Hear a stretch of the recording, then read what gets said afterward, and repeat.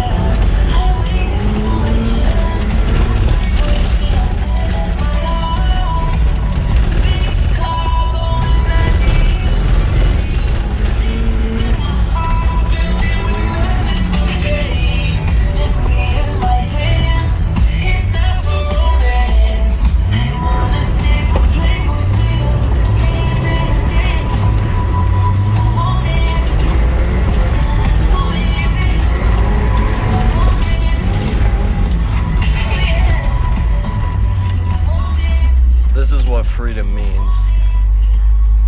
You gotta have the skill. You gotta have the skill. Read the fucking manual. That's right. I read the manual. I read the manual for this Miata. We can head to Toge now. People from New Jersey haven't, that's for sure. Yeah. They want to. They remember what they want to take from us. They want you riding Amtrak everywhere. I will not. The only people who've read the manual in the whole state are Indians who pump gas for a living. Fuck those California emission regulations.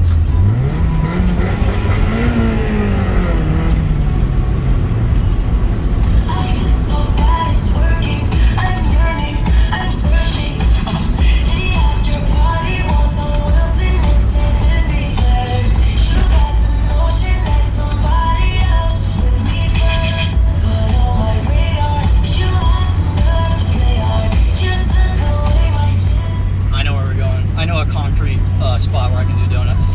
Oh yeah. And you can get to hear the screeching of the tires. And it's 100% safe as well.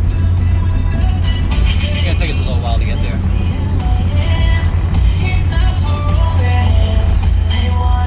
Let me know if you spot a cop, by the way. Yeah.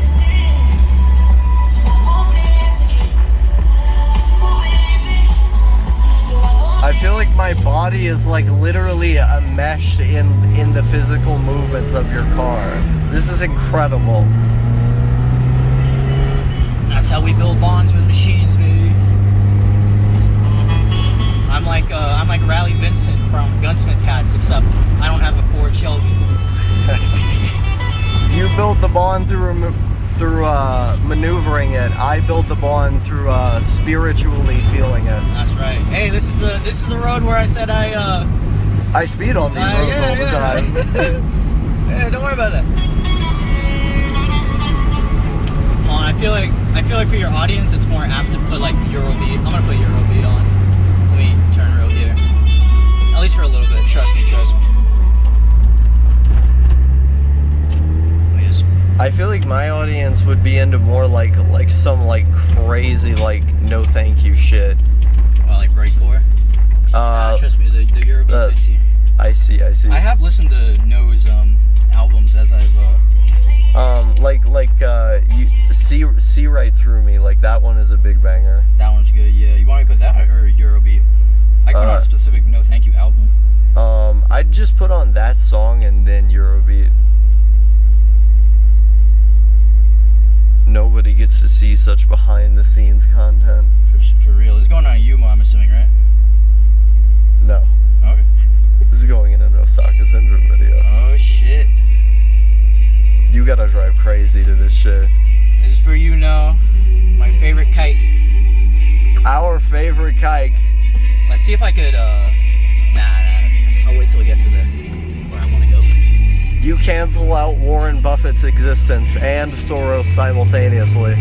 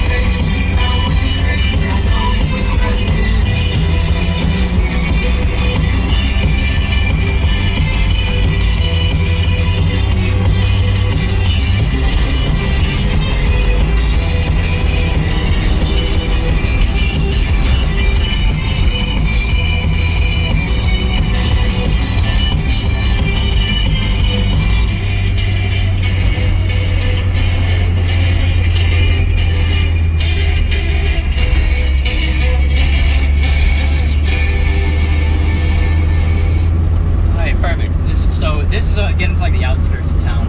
I was a little careful back there because I know all the spots where the cops try to hide and get you. Yeah. But here, there's jack shit. Let me put on some Eurobeat. Yep. Actually, we're going to the spot where I was helping you out with in the F-150 before. Nah, you know what? Let's keep Noah on. I like Noah.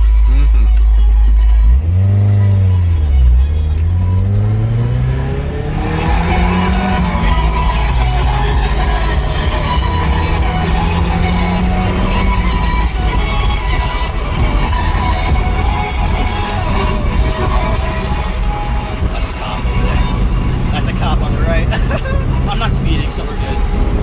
Is he gonna turn around? Go towards town. He's going towards town. Let's go.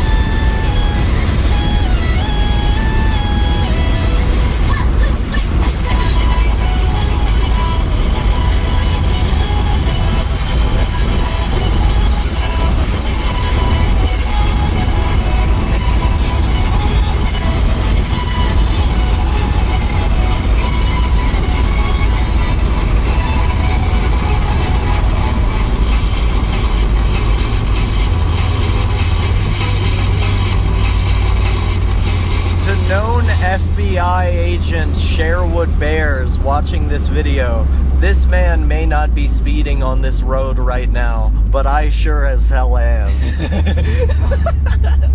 I'm playing, this is a set of Corsa gameplay right now for everybody who needs to know.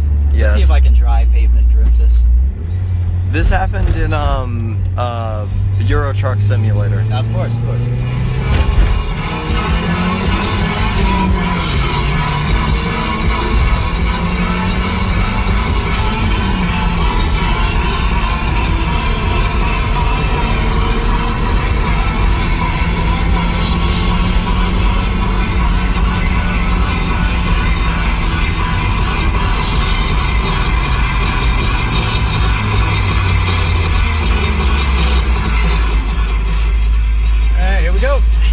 Yep, you see? That's me already. Left your mark.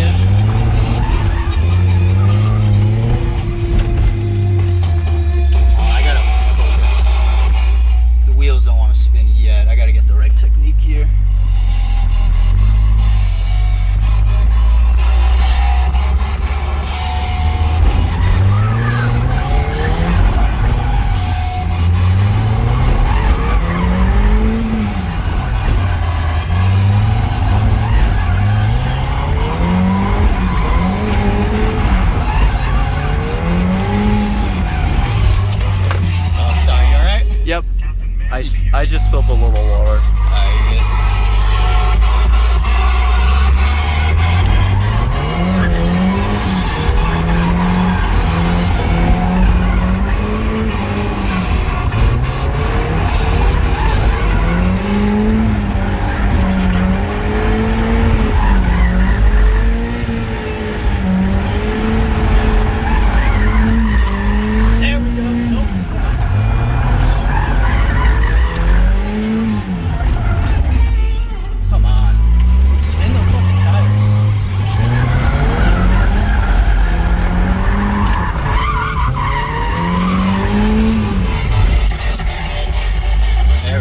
I'm not too smooth with it today.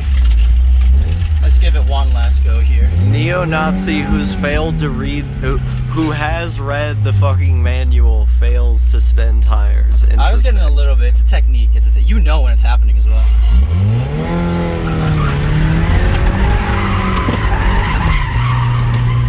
There we go. See, I gotta maintain it.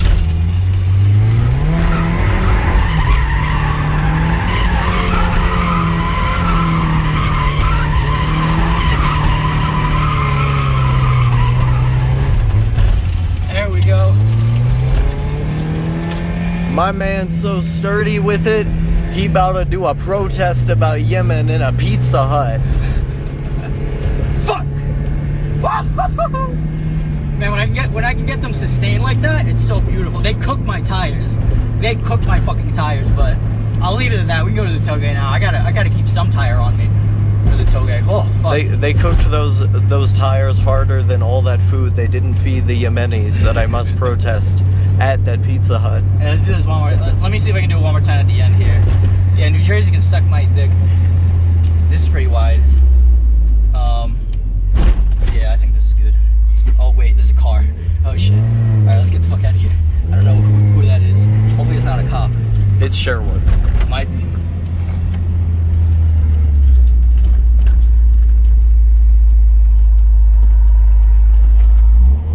From Ohio County, Wyoming. I can't tell if this guy's coming after me. I don't think he is. I already lost him. Oh yeah, fuck that guy.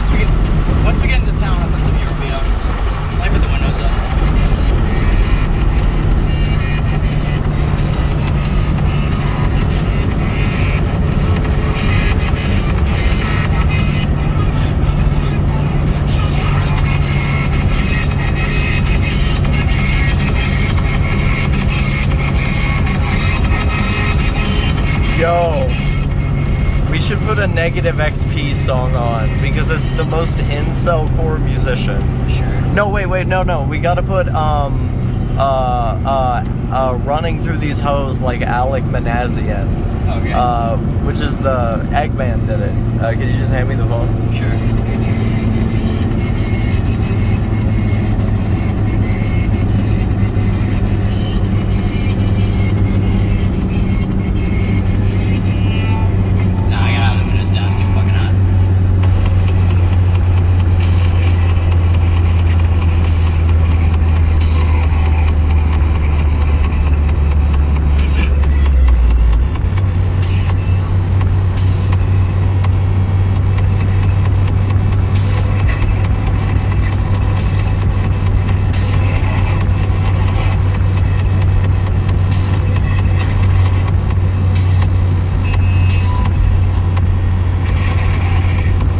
Wait, they literally deleted it from YouTube. Yay. Yay. Oh.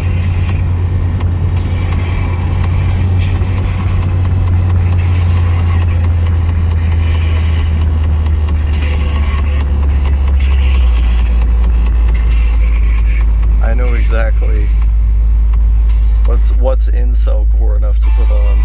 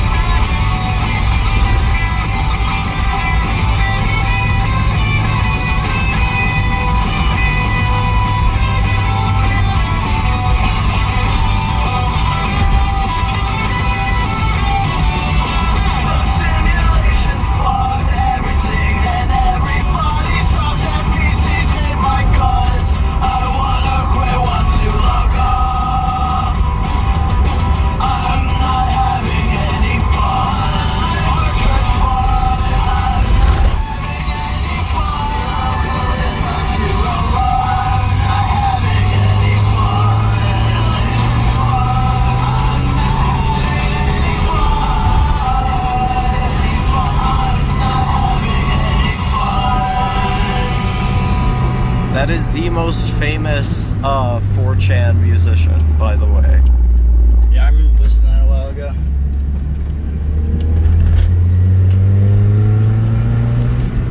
Now we need a song about actually killing people.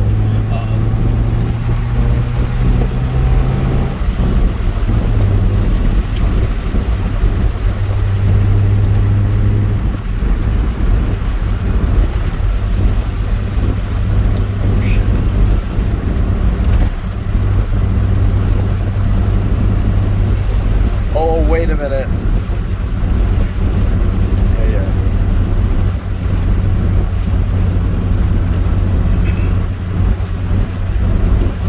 Be ready. This song is called Cockroaches. Alright.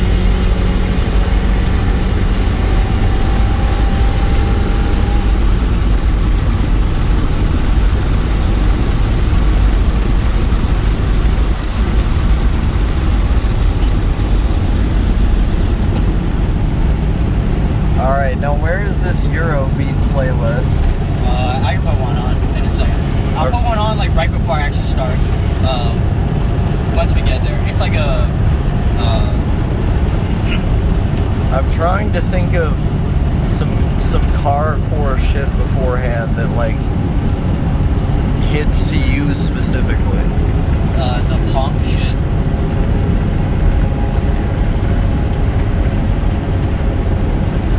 Tommy Wright. I gotta be a little careful here because I haven't had like deer run out on the road.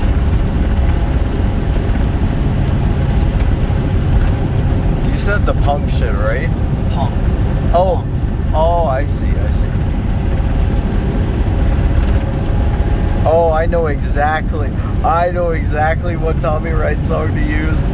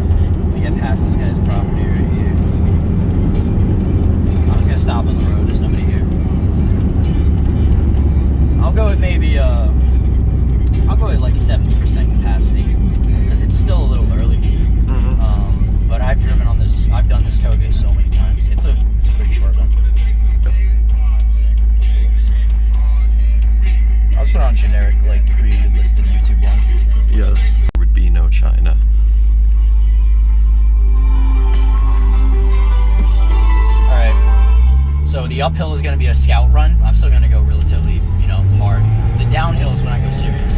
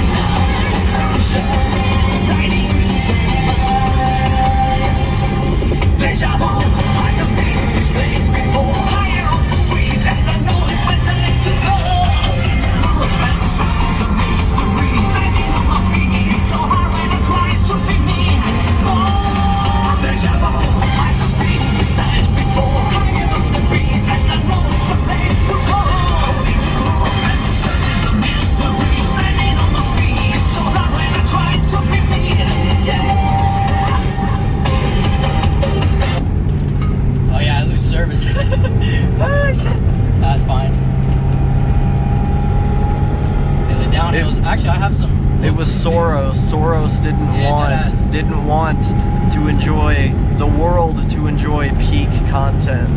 This is peak content. I've got a locally saved Toho Eurobeat playlist. We can put that on. It's looking pretty calm tonight, so I think I can go pretty serious on the downhill. There's certain parts where the gravel is a little dicey, so I'm playing it on the safe side there. But I love this fucking place.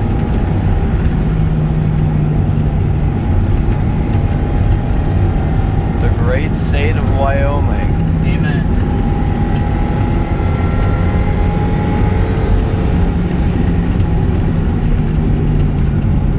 Alright, let me put on this Toho playlist, and then this downhill one is serious.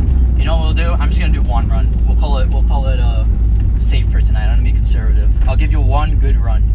That's not the only thing you're conservative on. Alright. I could try to do a couple donuts on that dirt road as well. Shits and giggles. I gotta make sure my tires don't shit themselves. But then again, I'm not gonna drive this thing for a while. I love this fucking Toho playlist. Would you say you're a speed chaser? we're all about speed here. You know, some people are, you know, you could say they're addicted to speed. They really like shows like Initial D and Long Gun Midnight and X Driver. This is true. This is true. Here it is.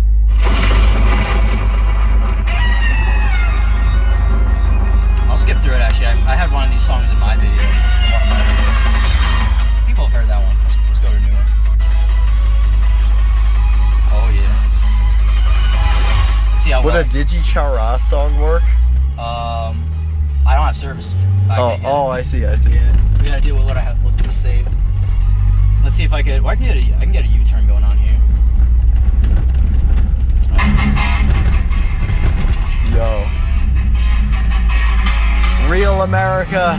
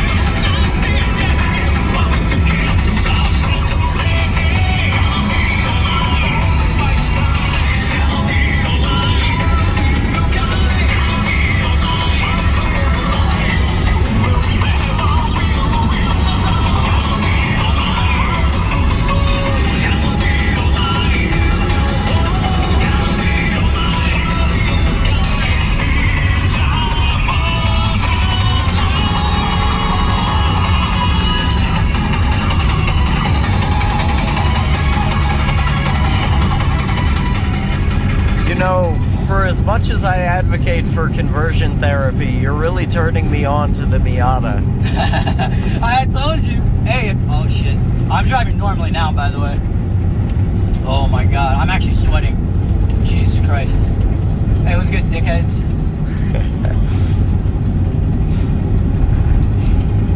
Thank God that guy came after. That's why we do the scout run. What I do is I come here and I speed the entire way, you know, because we're playing a set of Corsa, right? This is a set of Corsa gameplay. What you do is you speed the entire way, and then that way I know nobody's going to be behind me because I have like the time calculations in my head. So if I speed here and then I do my run, immediately do my downhill, no possibility of anybody, you know, getting hurt or anything. And even then, I still like the lines that I take are a particular way. There's different like styles of toge lines that you can take, and I always take the more conservative ones. Unless you have like proper people setting up stuff. I mean, they don't do this anymore. They used to do this in Japan, but unless you have like, you know, people holding down checkpoints and like with radios, like, you know, an initial D, I'm never going to go 100%. Responsibly engaging with risk, or That's rather reading the manual. That's right. This I'm unironically sweating. Fuck me. I am as well, but not for how fast you're not for how fast you're going. No, this is so fucking bad. I told you the second that you drive this thing, well, I just gave you a little taste of it, but like, man, you can't do that shit in like some, it's like, you know, fucking, Macho Man Mustang or something. This thing is fun. This thing's fun. I literally thought that truck equals good prior to this experience, and that the Toyota Century would be my brand. Yeah, you're used to people driving crazy, but that's the first time you, like, I have done that course. I have done that run probably upwards of 100 times at this point. So I know all the intricacies. I could do that even faster, obviously. I wasn't going, that was conservative. Yeah.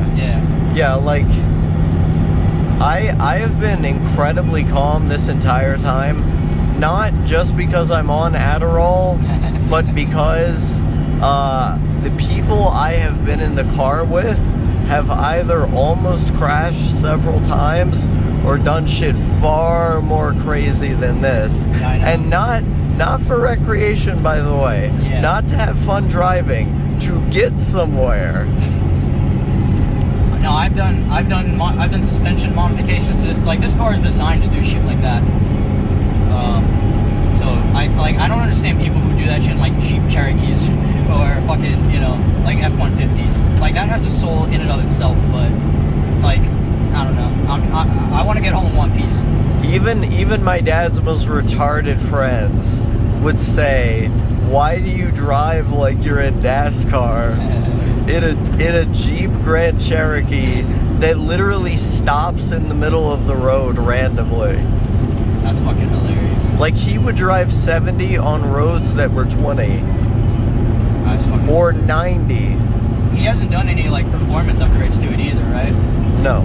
Yo, honestly, your dad is like a fucking toge enthusiast without even knowing it, or like a motorsports stock car driver enthusiast. Oh, 100%. I grew up with him with a fucking beer in his hand, like speeding down these like rural ass like holes in the roads, like as fast as the Jeep could possibly go. Like, and I was just in the back seat, like as like a fucking 10-year-old. What if we have like a special driver's license test that allows you to drink alcohol if you prove that you can drive under the influence? And that's fundamentally what America stands for, isn't it? Yes. Personal responsibility. Yes, we are both against seatbelt laws and drunk driving laws here. That's right. And that is an interesting thing, though, because I've seen him impaired on multiple substances to a strong degree, and he drove crazy but efficiently at the same time in that shitty Jeep. It's very easy to. I'm not gonna say it's easy to drive under the influence. I'm not gonna say that, but Yeah. it is very easy to like. It is easy to gain a high proficiency to driving vehicles, because most people just like, oh, I need my crossover Subaru so I can go to my wagey job. It's like, no, you gotta find the fun in this shit, right? Yes. Or me saying that I need my Benz or Buick to show my social status. Sure. Much like my Draco. I mean, that's fine, but you know, when you get those things, I'd like to think that you're gonna seek proficiency, right? Or at least I'm gonna force you to. You're not just gonna drive around like you're not gonna drive around the Buick or whatever. Listen, man. The Buick is like a thick Latin bitch. Like it's built to make you come when you hit the accelerator. My man got no idea how sturdy the Buick be. Buicks are fucking dog shit. If I did some suspension modifications to a Buick, maybe like put some like stiff sway bars in it or something, I could drift that bit. Actually, you know what? I take it back. Yeah, Buicks have soul. Exactly. On God. I like Lincolns more. Lincolns are like cab driver stuff. I like Lincoln the president. Cause like he's like freed us and shit. That ass. And that's why I can have my Draco. That's my nigga Abe. That's my nigga Abe. Yo, my nigga Abe. My nigga Abe. My nigga Abe, he do be saving us and shit. He paved the way for Obama and shit. Yo, Obama, best president we ever had. That ass. That man get things done just by existing and That shit. nigga Like gave me a free phone. That nigga gave me free Medicare. Shit, I don't even know what those two things are. I gotta pay for my health, like my car insurance, like my child support. Hey, I mean with the Donald Trump stimmy checks, every African American in the United States ended up buying a Hellcat. So I don't know. This is true. Yeah.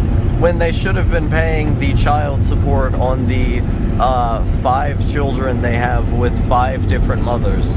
I ain't paying no. I'd rather buy a fucking turbo kit or something for this thing than pay child support. You know, in the Wyoming, I think is one of the few states, or like, for some reason, when I took my driver's license test here, they made a big deal of making sure that I knew that if I didn't pay child support, I would get my driver's license suspended. They made it a big deal that I know that specifically here in Wyoming. It's because of the significant Hispanic population. Of course, unironically. Unironically. Literally, Bill Gates' goal, and all of the Jews' goal, really, with like the circumcision shit, like circumcise every kid, it's just to get niggers to fuck more, so more of them will exist than us. Because as a circumcised guy, I ain't wearing no fucking condom. You don't feel shit. And so, if you're Warren Buffett or George Soros and you're thinking, I wanna, I want more niggers in the world to overtake the white race, cut off their dicks. It works every time. It's true. And that's why there's so many fatherless children. It's true. There's a certain replacement going on in the United States of America. One might even say the replacement is great. That's right. Well, not great in the positive way, that's for sure. That's right. We need change. We need change in this country. You know, there was a group of people in January of this year who thought the same thing. They were good people. They were good people, and many of them, I think, had some good ideas about how we ought to change it. That's true. I wish I could have been there to give them a couple tips. I'm not gonna say what type of tips. I'm not gonna say what type of weapons, tactics related advice I would be able to give them. I'm not gonna say what kind of performance enhancers I'd be able to give them. These super soldiers, if you will. Yes. I mean, the Nazis had to stay awake for 3 days during war. How do you think they went about that? Yeah, the Nazis did a bunch of meth, right? Oh yeah, there's a whole book about it. It's called Blitz, the drugs in the Third Reich. Exactly. You used to be able to buy meth just from like a corner store. We need to return. Remember what they took from us. Yes. This is what Soros and his compatriots in the U.S. government have a bipartisan consensus on depriving us of our freedom for speed, both in automobile form and in pharmaceutical form. You ever play Wolfenstein, the newest one, New Order? Yeah. I think it's the newest one. Yeah, I think my ideal America is just that, except gas prices are low, and I can buy JDM import cars for dirt cheap, and I can buy meth on the corner of any street. Yes, and also all guns. That's right. Yeah, no gun regulations. New Jersey doesn't exist. Those fuckers need to give us back the Statue of Liberty, by the way. Oh yeah, the fact that the Statue of Liberty is in New Jersey, like the least free state. Oh yeah. Is like actually insulting. Hey, they need some source of revenue, which isn't like giving fat hoes tickets on the road. Which isn't hitting up Osaka in the DMs claiming to be women. Oh no. Yeah, every time I've been to New Jersey, I've never seen anybody walking. They're all fat pieces of shit. Well, New Jersey, Massachusetts. I like Rhode Island, so I'll keep them out of my mouth. But hey, you know what? There's a church parking lot up here. We're gonna have some fun over there. God bless. Real quick. Praise the Lord. Amen. Remember that a sword is more important than your cloak. That's right. I think I can get the tire to spin here easier. I think that's Luke 22:33. Wait a minute. Have I? Uh-oh. Hold on. I can feel something in the steering rack. I think we're fine. It'd be really funny if I broke my fucking steering rack. I haven't felt anything wrong, otherwise I would have stopped driving. I mean, I'm planning to. Actually, there's a certain article that's gonna. There's a guy here already. Oh shit. You remember that Mustang guy, by the way? Yeah. He showed me this place. Huh. He lives right there. Actually, I don't give a fuck about this guy. I'm doxing him. He lives right there, and he told me, he's like, hey, there's this parking lot right outside my apartment. If you ever want to do donuts, just come here. So, yeah, see if you can already see my marks. Hell yeah. Nah, I'm gonna play it safe. This guy's like sleeping in his car or something. What is he driving? Fucking, I can't tell. Some type of like boxed wave. Yeah, I'll leave that guy be. To balance out the Kearesu core of this video, to fully culminate the libertarian circle jerk, I find it very funny that not only was methamphetamine widely available in Nazi Germany, it was originally synthesized by a Japanese chemist. Oh yeah, I remember you telling me this. Yeah, with some name like Nagayoshi Nagai or something. We're not called honorary Aryans for no reason. True. This is true. You are white. Exactly. You could, the two only good races in the world, white people and Asians. And by Asians, I mean Japanese people. As, of course, I am half Japanese. This is true. That's right. I am driving a fag Nihon Miata Kudumasa.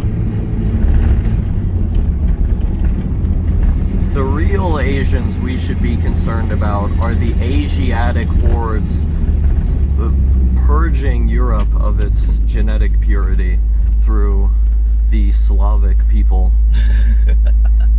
Many migrant workers from Poland, refugees from Ukraine, and indeed Russia have continually poisoned what was once one of the greatest civilizations on all of Earth. This is true. This is why Jewish bankers funded the Jewish socialist revolutionary Leon Trotsky. It's in the Torah. It's in the Torah. They were bankers from the very beginning. They're allowed to charge interest on everybody except for themselves. Think about this, folks. Think about this. The game was rigged from the start. Just watch a couple Gypsy Crusader streams and you'll get it. Just look at a couple gypsies and you'll get it. That's true. So bad. Shit. Remember musicians like Frank Sinatra? Artists like Frank Sinatra? This stupid bitch in front of us is definitely not listening to Frank Sinatra. This wigger bitch is listening to 21 Savage as she looks at her OnlyFans numbers going up. This fucking whore. This fucking slut. This is what our culture has become. That ass. Oh, there's another person in there. She's fucking letting a woman drive. He's letting a woman sell herself on OnlyFans? Look at this fine fella right here driving his fucking Chevy Silverado. This is a good man right here. The only type of vehicle that someone should drive. One with a bed. I've seen Miatas with fucking like welded beds on them. You've made me pro Miata now. You know, if anything, you know, I'm gonna. There's no one there. If anything, I'm gonna fucking like do this as like a project thing. I'm gonna gift you like a Miata with a welded bed, the most like disgusting Amerimut vehicle of all time. That would be amazing. That'd be pretty funny. I like how the only artist I can remember exists is Frank Sinatra. If you can make it in New York, you can make it anywhere. That's what my dad told me after at New Year's. That's true. Like a little, not that long after I had ran away to NYC, literally where you're from. Mm-hmm. You could have fucking seen me. Yeah, that's what I said. I think we established, I think, that there was a small time period where we were both there. Yeah. Except I never go to the fucking Bronx, so. Yeah, I love the Bronx. Yeah, of course you do. Like, those people are my people, 100%. I'm gonna have to drive through the Bronx. Everybody drives through the Bronx, but nobody actually, like, you know, the joke is there's no shit in Europe. It's pretty funny playing my African American music though in my 1998 F-150. Yeah, I was about to say in Wyoming, but it's equally schizo in the Bronx as well. Well, it's way more schizo in the Bronx.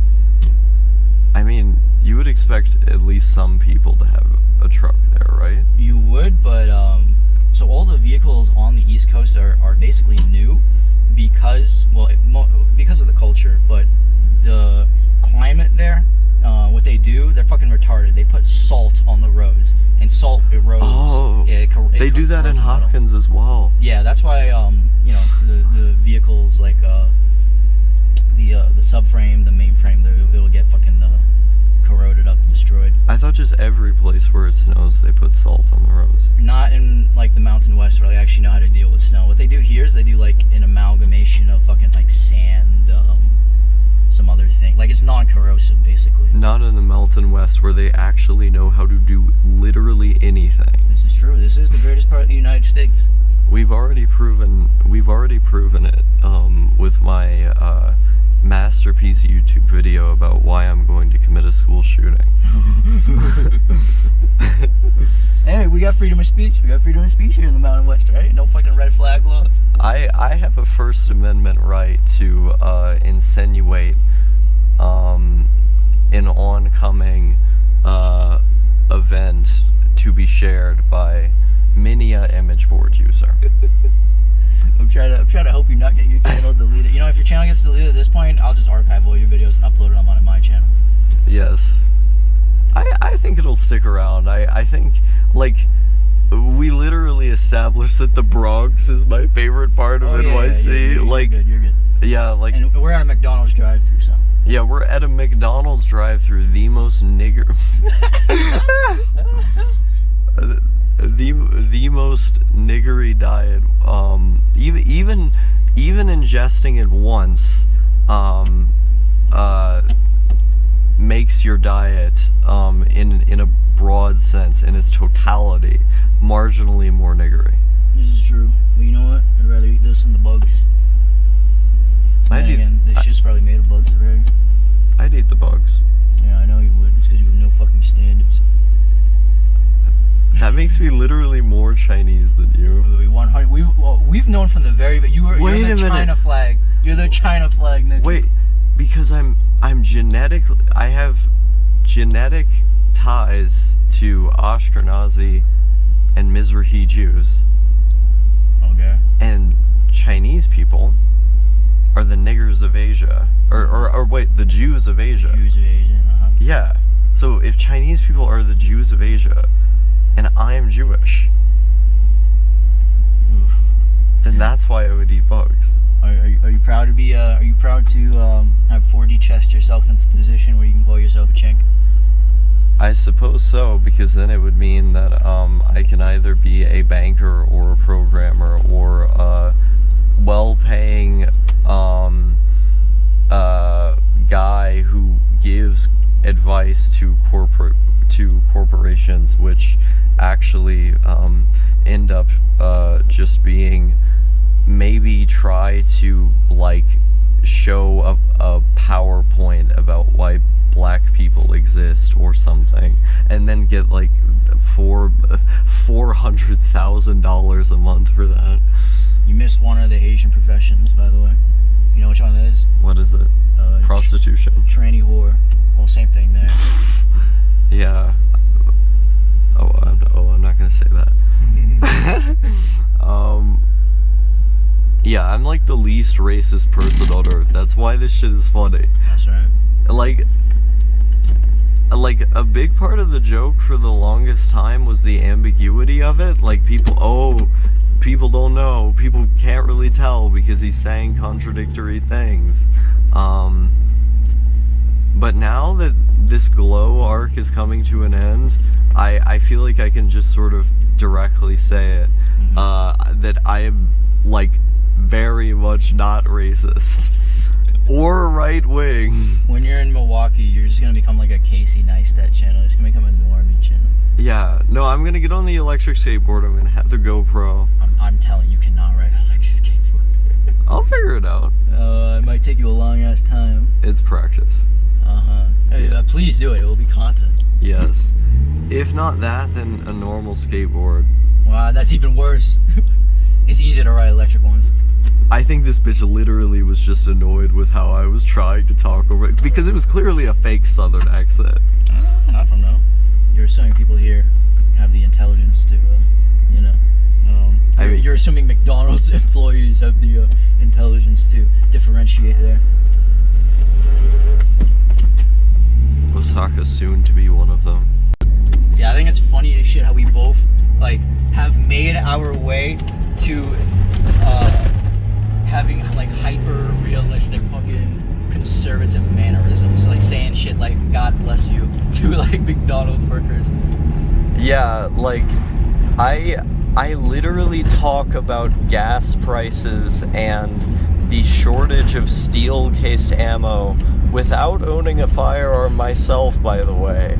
And like the regiment size that the city ordinance laws allow for the building of a septic tank, about how crazy the I-80 is. Like I literally just, it's not even by osmosis, like I just default to whatever I see around me as being the most advantageous or like the most relatable. Right.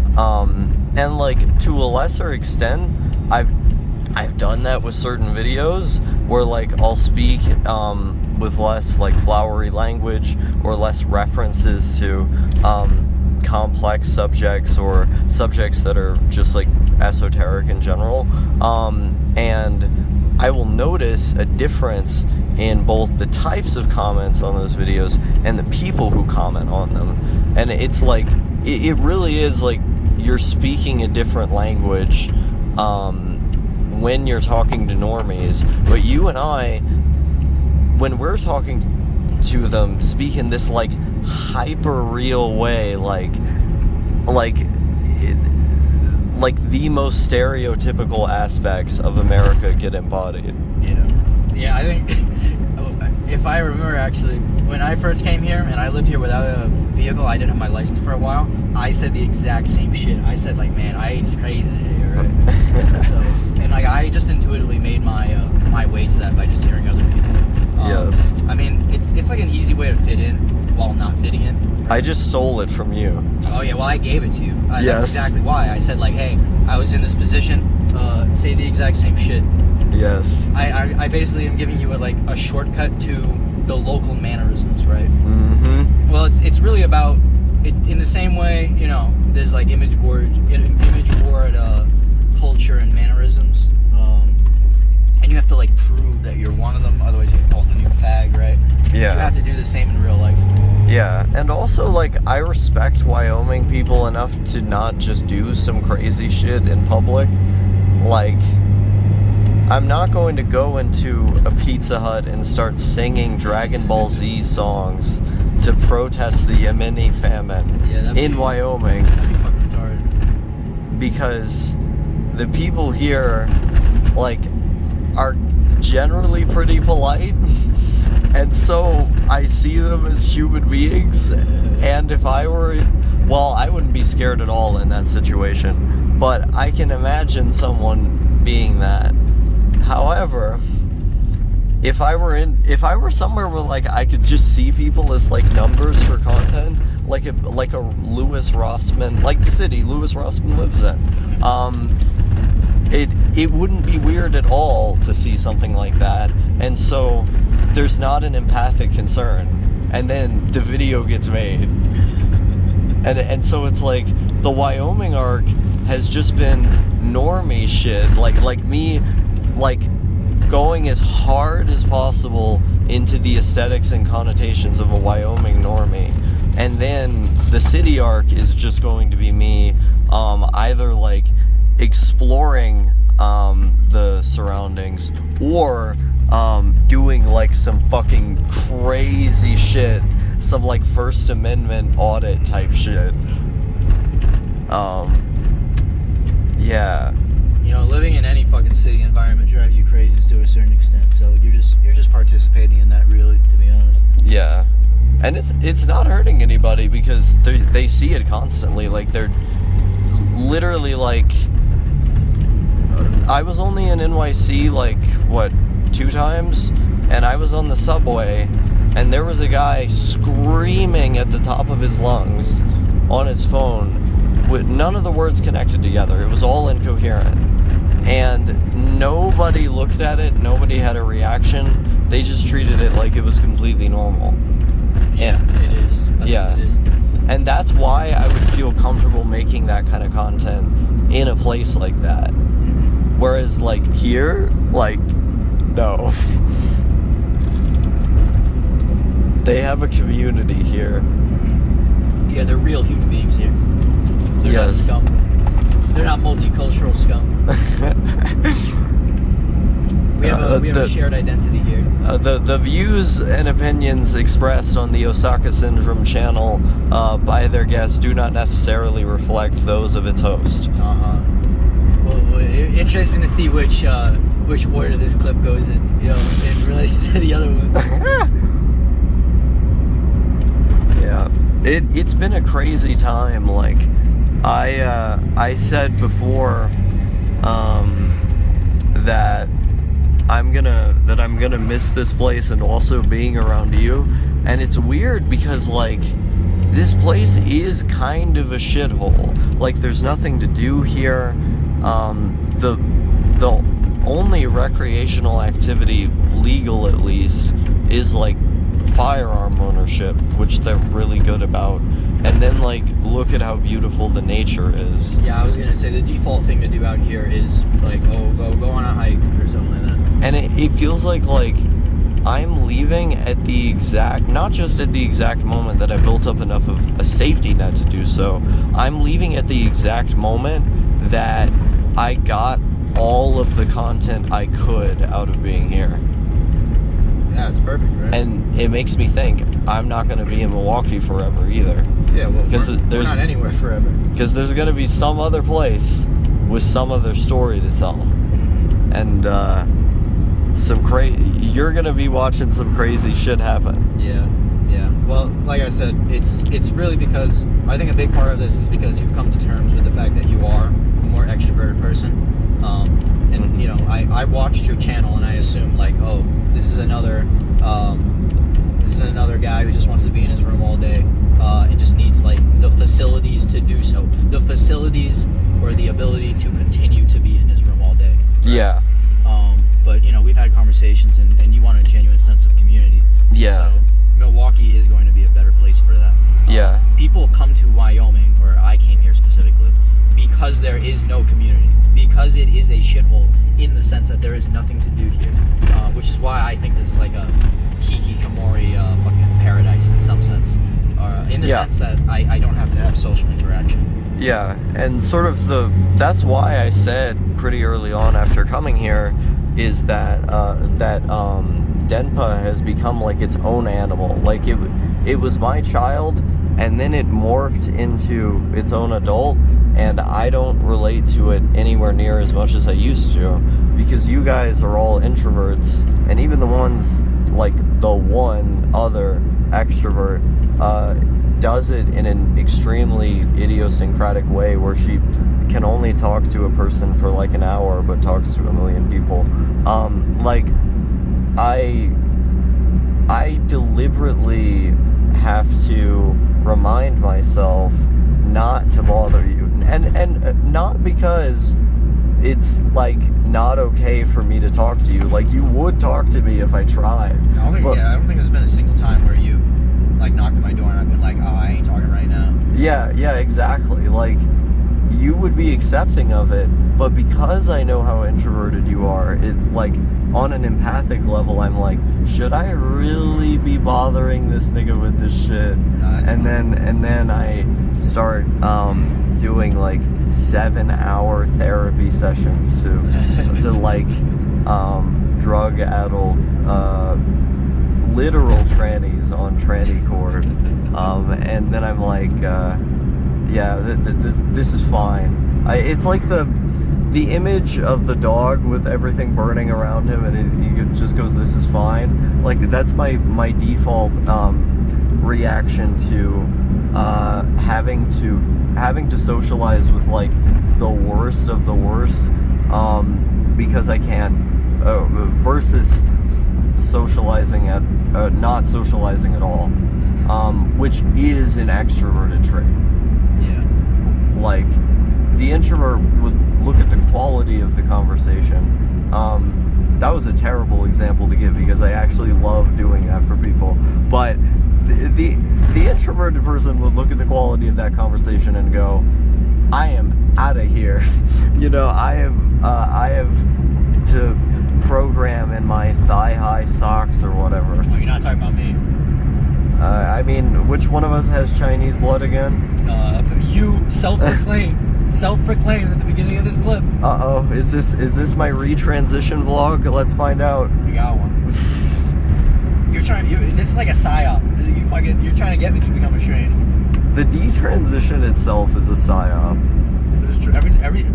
Your entire channel is a psyop. Let's be real. That's literally the point. It's meant to subvert internet psyops, and no one has gotten it. People literally fall for the joke. They literally get trolled. Exactly. And so they comment under the videos like, yo, my nigga, you doing well and shit. Like, are you alright? And I'm like, bro, I'm fine. Honestly, I think the people who comment on your videos these days, they don't get it. No, they don't, because they're like black pill normies in their 30s who just searched gas prices into YouTube and then, using the filter option, clicked most recent. Yeah. It'll be great alienating those people one of these days. It feels like I love burning bridges in my audience. Like it's not even every year, it's like every couple months sometimes. Yeah. The audience of my channel completely changes, and then there's some people who just stick around for several years. You know what it is? It's that obviously your channel is based around you. I think everybody intuitively gets that to a certain extent. Yeah. But people, I think, are going to assume, or like on YouTube, the meta is, even if you have a channel that's about you as a person, like, your channel is about you as a person in the complete sense, and like, people change, obviously. Yeah. People are multifaceted. Yeah. And so, you know, people want like fucking a generic like vlogger served to them on a plate, like, you know, shit on toast or whatever. And so if you show any deviance from that, from whatever reason, like, people initially subscribe, then they go like, oh, this rubs me the wrong way or whatever.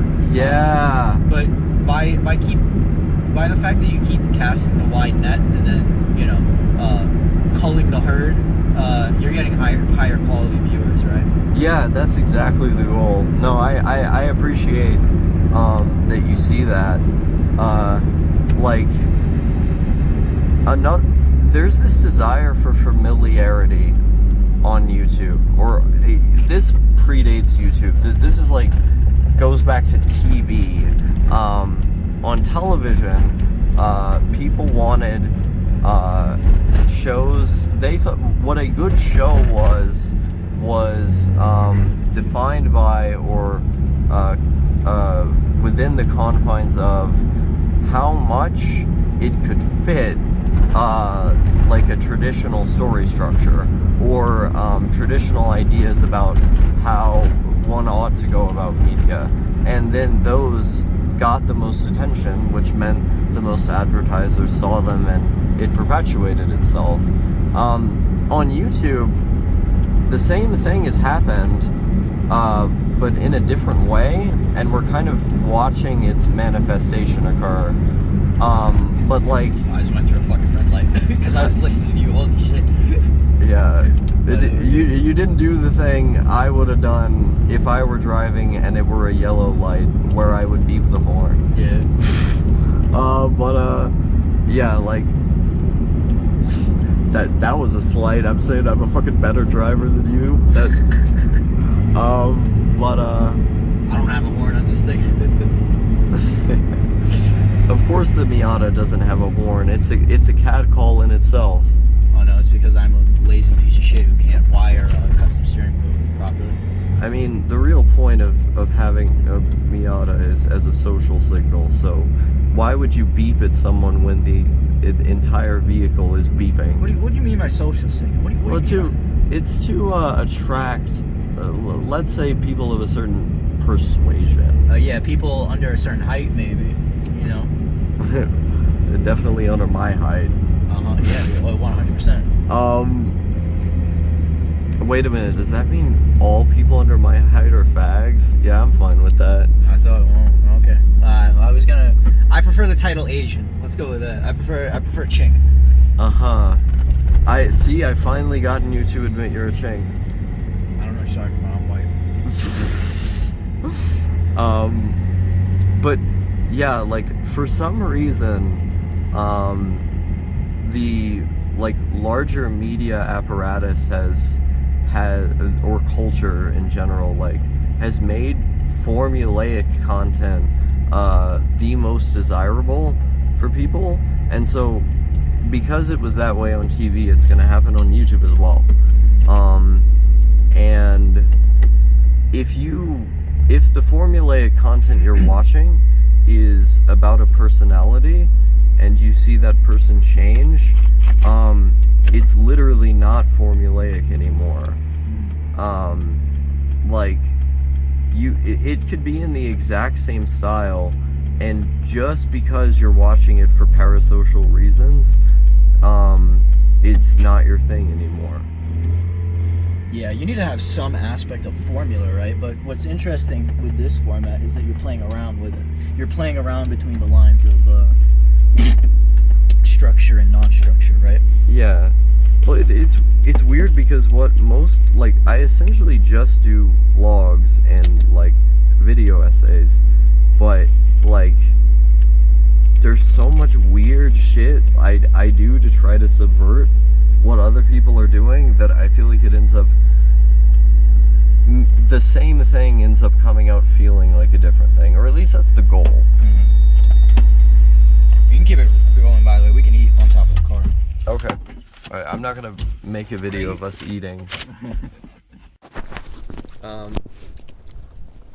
Yeah, like, it's interesting to me that you describe a constant feeling of patience around other people, and so, like, a situation that necessitates patience by someone. You can record, by the way. Yeah, I got it. Okay. By someone, like, is just, like, fine to you, like you don't consider that with any like negative connotation. But in my mind, if I'm making someone be patient with me, I'm doing a disservice to them. I'm disrespecting them, because whenever I'm around anybody, I feel this like free-flowing, almost Buddhist, like free-flowing nature to the world, where it's like they exist, I exist, and it is what it is. It's like I don't care in like a cosmic sense, and so I don't ever feel like I'm being patient about anything. I feel like the main character of The Stranger, where his reactions are muted to people, to the point where he didn't cry at his mom's funeral. However, I'm extremely emotional at the same time. Like I really dislike when people are mean to other people, for example. Like I'll get very angry when I see that, or I'll get upset when, like, at disrespect, or at impatience, and those, and also, like, obviously, like, familial friendship, these kinds of bonds, they're, I feel very strong things about them. I feel very strong things about internal and external things, but for some reason, I also just, like, operate the same way the main character in The Stranger does, where he's just muted, he's just there. And so, to me, like, in my personal life, like, pragmatically, like, as far as how I live, patience doesn't exist. I don't have to be patient for anyone, because I am ever patient. But I know that it exists for other people. I don't exactly know what it feels like, but I do know that it's uncomfortable.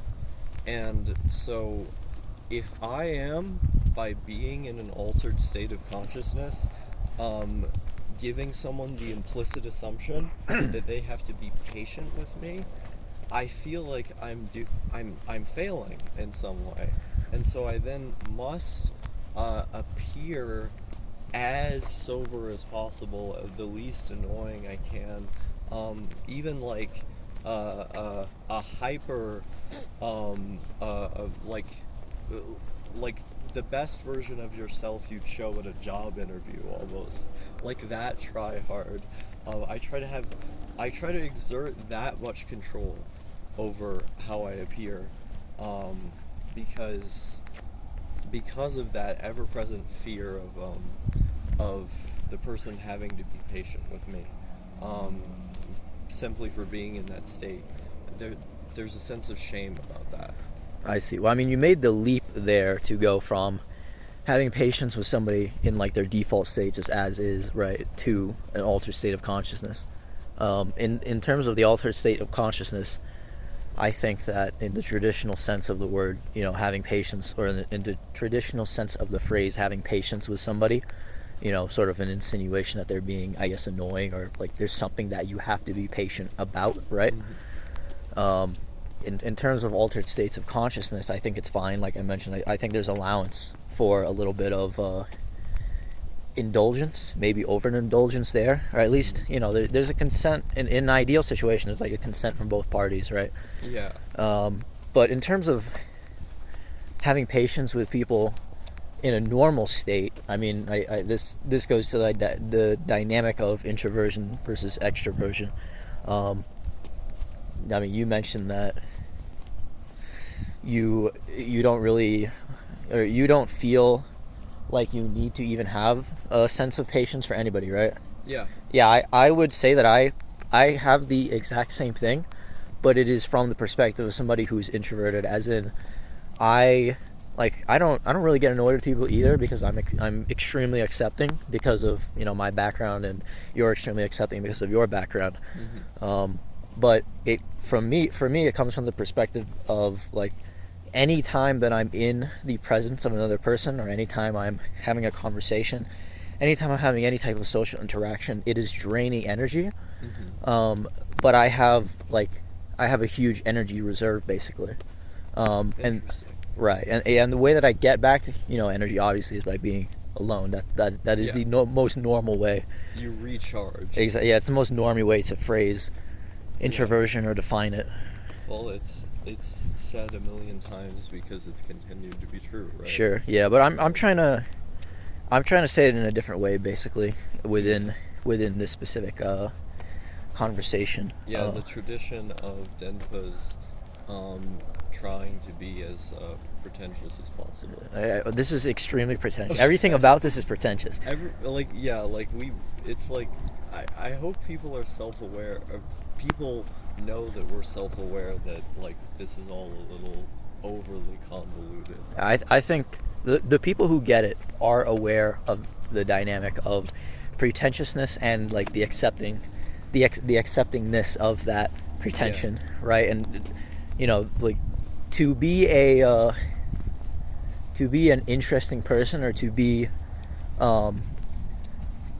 a good person within this dynamic is to exist somewhere within the middle, right? Yeah. And to your point about like just being accepting of everyone, you're actually a far more accepting person than me, because I feel almost as though God is watching me at all times, and even though I don't really believe in God,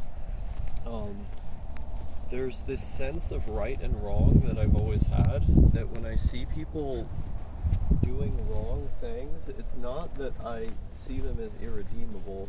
I believe really heavily in forgiveness and like rehabilitation and unconditional positive regard. But when I was younger, when I was less mature, I would see that, like people bullying others in school, for example, and I would just run up and attack them because I thought this behavior must stop, and someone needs to be the person who will stop it. If no one else will, I will. Even though like I was putting myself, I lost a lot of those fights, but it didn't matter to me because it felt like the act in itself like was necessary, that that if I didn't do it, the man upstairs would be disappointed with me, and so I had to follow through with that. And I felt the same thing, like whenever kids would be mean to each other at school, like I would always get so upset, like they weren't even things said to me, it was always other people, like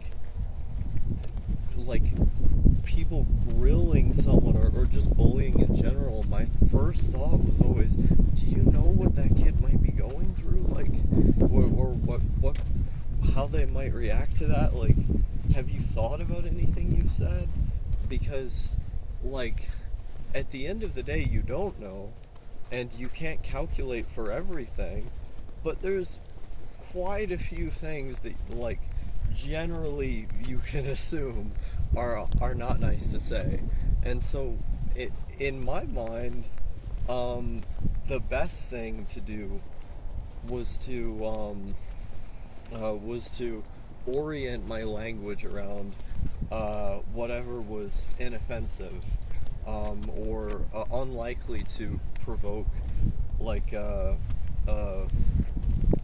the response of someone who has been harmed.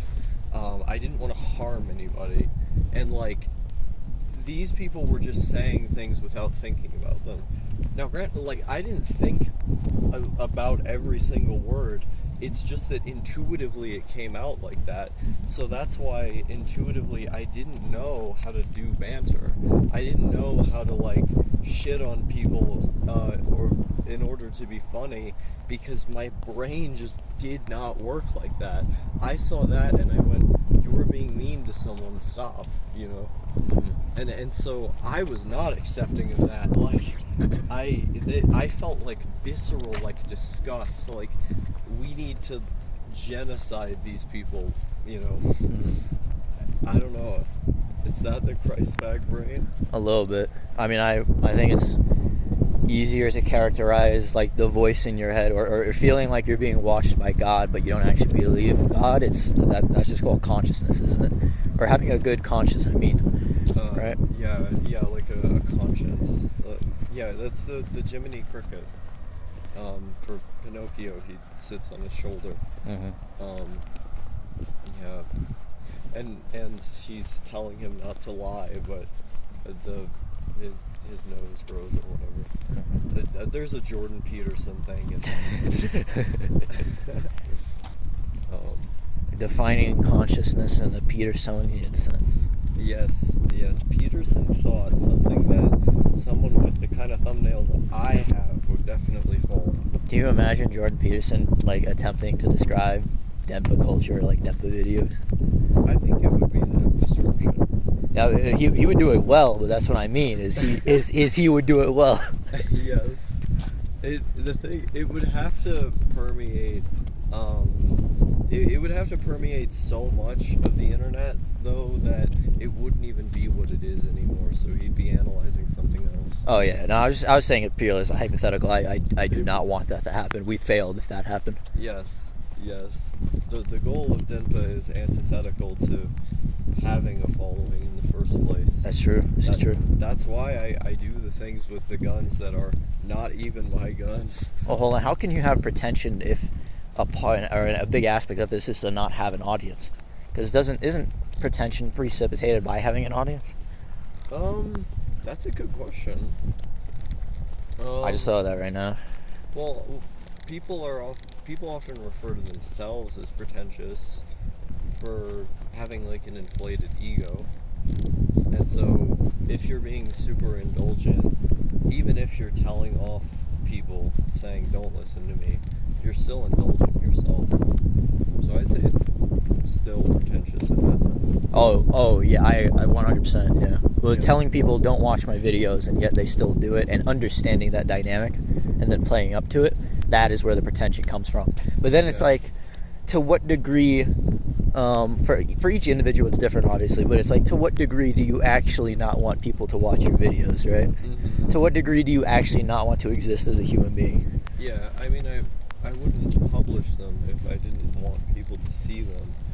This was another realization I had that I'll try to keep I'll try to keep brief. That like the reactions I get from the videos are the primary motivator for them existing, which is weird because I say don't subscribe. Like, I do all of this schizo title and thumbnail shit. I do weird shit, and yet like I'm desperately vying for the attention of a certain type of person for whom that would appeal to, and their reaction is something I covet. Like, I hear it and I'm like, okay, I'll stay alive. You know, it's like, it's literally life fuel if we're using insult terms here.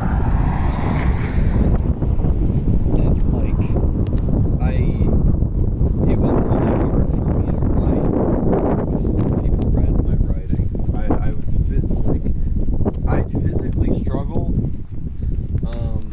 Not just because it was shit, and I was very, very critical of myself, but I was gonna point this at the intersection, but we can chill for a little bit. yeah. I mean, I used to more, way more than this, but like, yeah, like once people started reacting well. Actually, yeah, we can keep going.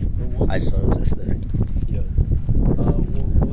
Once people started reacting well to those things I wrote, it's like, okay, now I'll write a whole bunch more of them. Oh, there's a deer. Yo, America. God bless. God bless. No, it's two of them. Yeah, sorry. No, you're good. So like, that's why I shill myself constantly too. I'll ask, oh hey, what did you think of this? Can you give some like qualitative comments? Because I vie for that reaction so hard that it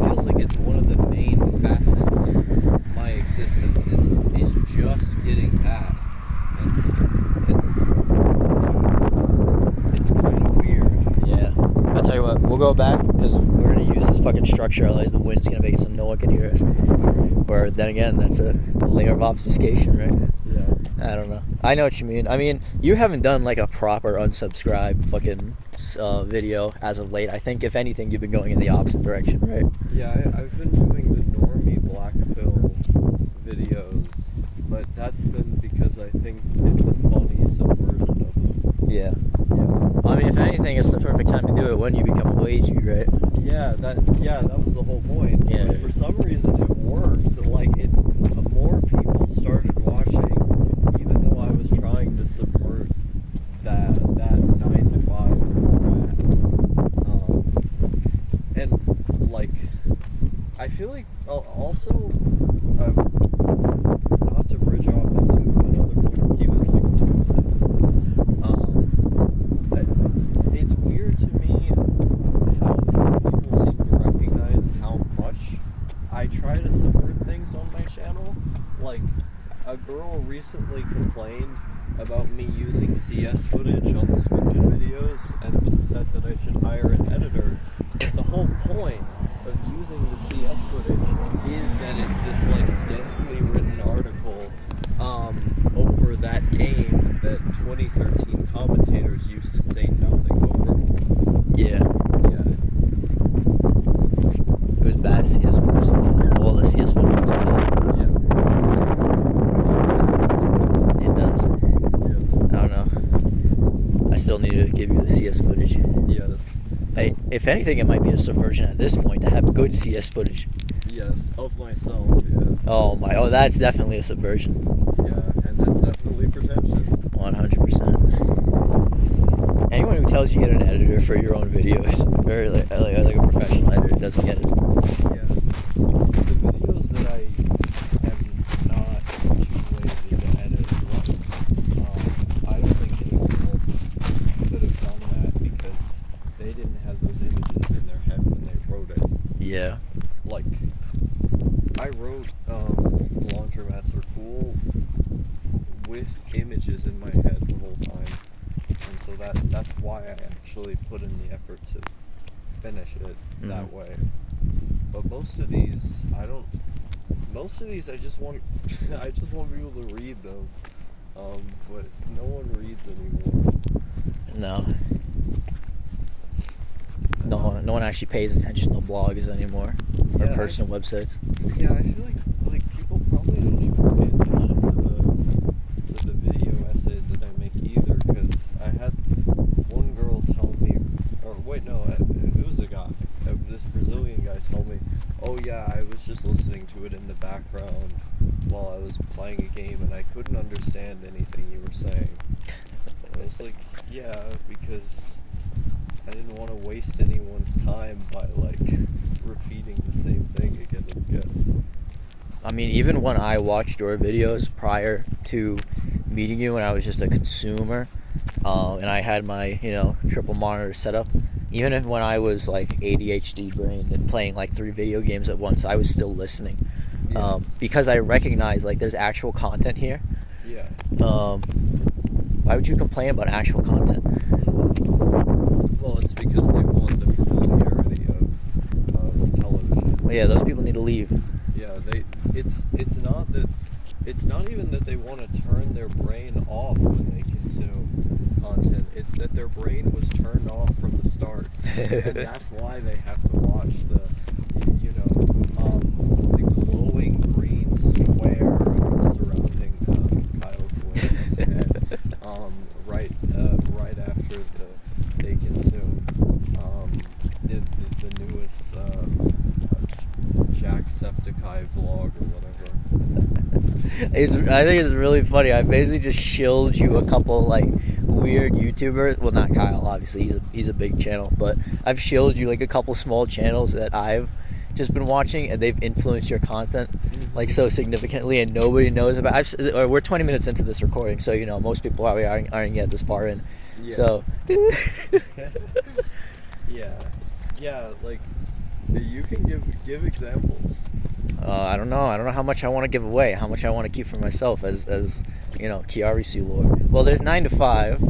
Yep. That's probably the most obvious one that is also probably the most appropriate one to reveal. I directly quote him so many times. Exactly. No one mentions it. If he makes a response video to you, then like we've got to do something there.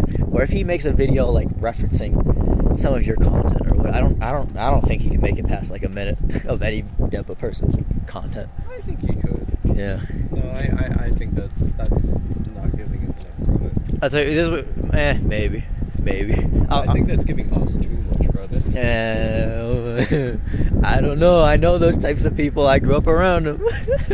Yeah, me too. But and also I actively did talk to one of them. So Yeah. you know. I'll quote the channel name. That's all everybody gets. So they can go off and look. 9 to 5, born into a corrupt system. He's got like a sheep profile picture, right? Yeah. Yeah. If they're neat types, they already know because he gets posted in the online cave. Oh yeah. I remember he got posted there a while ago, but I don't think he's posted there anymore. I've seen him posted so many times. Wait, real frequent? Oh. Yeah, more frequently than me. Huh. Well, that's because he's more, normie interfacing. But yeah, people who use 4chan are really normies. I know a girl who I'm probably gonna sleep with pretty soon. Oh boy. Literally said that she likes 4chan because it's the depths of the internet. It used to be. It did genuinely used to be, or at least for certain communities. Yeah. Too fucking windy. Yeah. The only redeemable thing that she has ever said, most of which I dismiss, is that Reddit is bad and that JavaScript is bad. I'll respect her on those two fronts. Is she a programmer? Yeah, she's pursuing a degree. Well, does she actually have a job? I showed you her tits. Oh. Oh no. Yeah. Oh no, that nigga. Listen, if you don't have a job, you're not a real programmer. You're a G tranny if you don't have a programming job. It's so easy to get one these days. Yeah. Well, I mean, she does literally go on G and is a tranny. There you go. Does not look like it though. But the Osaka Syndrome's incel audience is seething at how much of a Chad I am. This is so bad. I need to do more like cynicism. I need to be more mean, I think. Yeah. Like, cause I feel like I can make really funny, mean jokes, but I rarely do it because like they don't ever come from a mean place. They come from like an intellectual place. Yeah. You have to have a little bit of a mean-spiritedness about you, though, in order to like really hit home on those points. I don't think there's like I have done horrendous things to people, and yet I don't feel like I don't feel like there's that in my spirit. Sure. I mean, I think there's a little bit of that in all of us. It's just about controlling it, and like the definition of good banter to me is playing with that dynamic of like how far are you willing to dig into somebody. Mm-hmm. Right. And not everybody can take it. Yeah. Which is why banter has kind of died. Yeah. I've never really been mean to anyone except people I've dated. Mm-hmm. And it's because whenever I've dated people, I felt like I've had to constantly wear this mask to the point where like it's suffocating. And eventually I reach a boiling point where like I seem like a completely different person than the one that people have known. Mm-hmm. And then that's the context where meanness becomes intuitive, but it's only it's much in the same way that people aren't violent until they have to defend themselves. I'm not cruel or terrible until I feel suffocated. Mm-hmm. And that's never a justification, but it is an explanation. Mm-hmm. I understand. Maybe not, or it's maybe not the best way to define it as like playing around with a sense of mean-spiritedness then, but like that's a certain aspect to it. It's It's. I mean, you call me a chink, right? You call me a manlet. You have the psyop going, trying to get me to wear thigh high socks in transition. Yeah. As your. It's a form of camaraderie. I was gonna say it's one of your agenda lists. It's on your agenda as Jewish subversion. Yeah. Sorry. No, you're good. I'm not becoming a tranny. Yeah. My next video title is not going to be I'm transitioning with Counter-Strike footage. Mm-hmm. Good Counter-Strike surf footage. Well, no tranny can really be good at video games in the first place, so. Women can't drive. This is true. The woman brain has no concept of spatial awareness, intelligence really, just generally, capability, ambition, and anything really good, anything really intrinsically good. They all need a man to take care of them. I feel compelled. I feel a need to start trying to sound like a Reddit nice guy. Well, you literally already sound like a Reddit nice guy. I'm sorry to break it to you. How? It's a vibes based thing. By being nice to people? Yes, that's literally the definition of being a nice guy. Well, I mean, is Try Guy the alternative? Is that actually what I'm looking for? A little bit. Try Guys kind of died in the modern lexicon, hasn't it?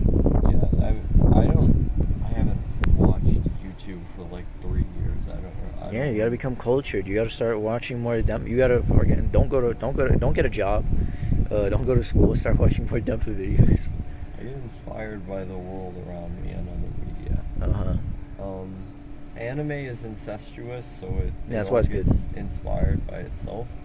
Dempa people all inspire each other, but I would like to be more like Osamu Tezuka, where he gets inspired by stuff that isn't Japanese. Mm-hmm. I just called myself the Osamu Tezuka of Denpa 2. Mm-hmm. In reality, what I really want to be is like the John McAfee or like the Rob Ford of Denpa 2. Well, I was gonna say you have to learn how to actually handle a gun properly, but every video I've seen of John McAfee, he is not handling the gun properly. Like, yeah, he has trigger discipline, but when I watch him fucking handle, like, I think the AK when he was showing off his fucking like Nubian queen bitch in that one interview, and he just like grabbed the AK over his shoulder. You can tell when people handle firearms, whether they're proficient with it. Yeah. Right. Or as I would say, whether that man's sturdy with it. Sure. Yeah. Let's start going to a little bit of a British accent to say that. Whether that man's sturdy with it. No, my fucking god. My boy, you're quite sturdy over there. I can't believe that you handled the Draco with such really immaculate efficiency. I thought no white man in his right mind could possibly handle the superior race, that being African Americans. If I don't call my wife a bitch, then she'll get mad at me.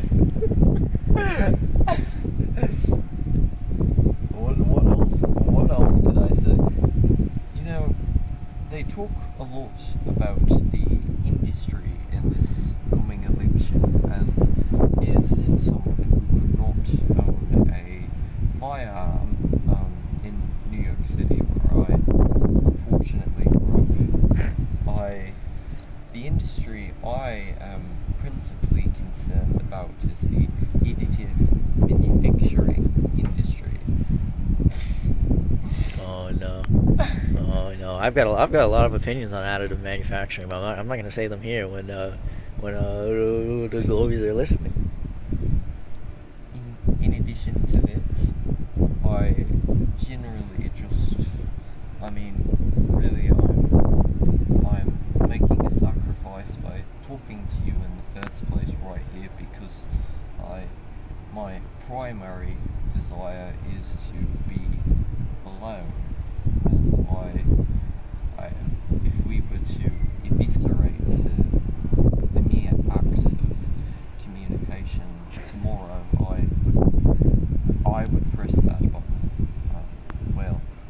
that's not the only button I would press, given my ethnicity. Half of it, at least. I think MacArthur had a few good ideas. Good ideas about buttons to press. That's all I'll say. Yeah, MacArthur was a good man. You're having way too much fun with the fucking.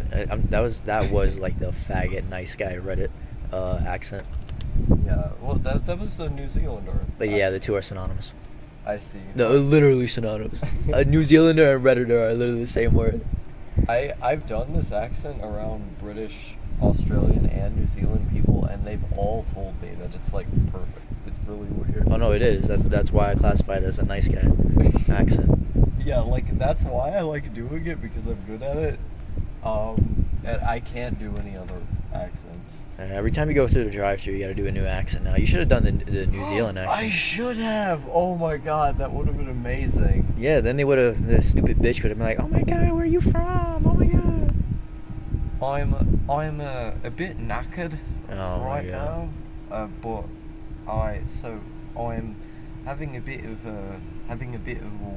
of one with reading the text there, but could here at Macca's, do you serve the Big Mac?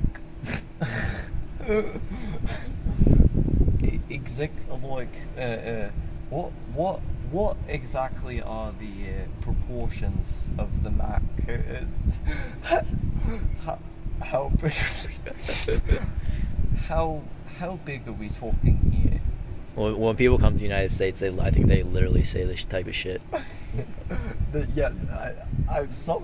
didn't know that, but somehow I knew that in my heart. Actually, I've got a black friend in New York City who was I think he was in a Wendy's, and two Australian, same shit, New Zealanders and two Australian people came up to him and literally asked him that phrase, or like that question. They literally said like, oh, I can't do an Australian accent, I'm not gonna even attempt to, but they said like, oh, what's good on the menu, what should I get? And it's like, nigga, you're in a Wendy's. You're in a Wendy's on like 34th Street, bro. Bloody fucking knackers. That ass. Yeah.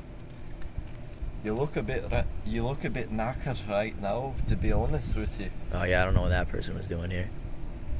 I don't know why someone of such, how do I say it, profound intellect found themselves in a place like this.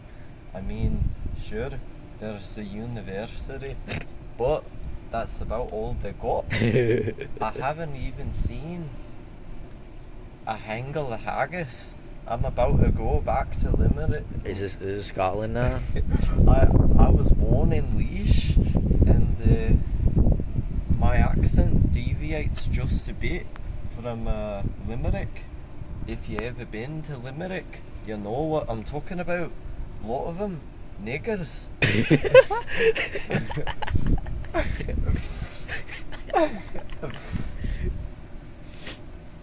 If I'm being honest with you, I mean, I think to be really honest with you, the inner city parts of Scotland, they're not even as bad as Limerick. You go there and it's like you've entered South Sudan.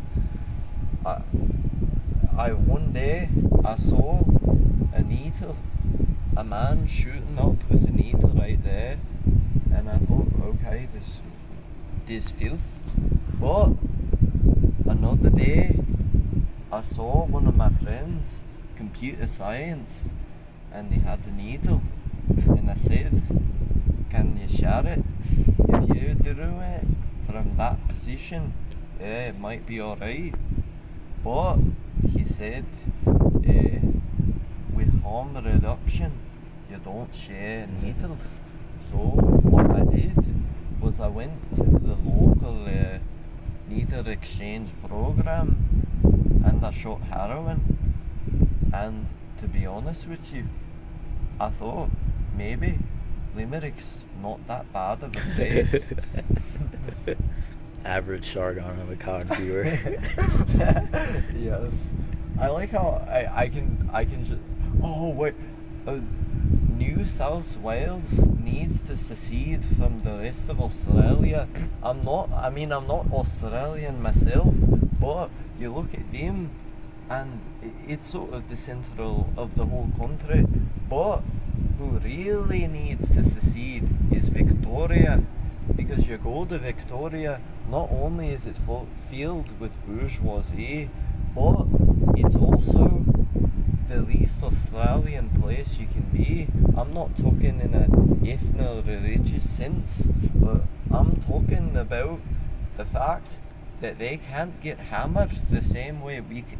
Well, I'm not, I say we, but you know, I'm not from there. The way my normal Aussie mates can.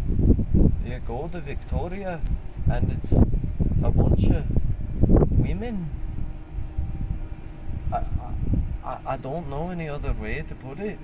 Women who have enough money to expend on fake Gucci bags or whatever the followers of the Falun Gong are interested in.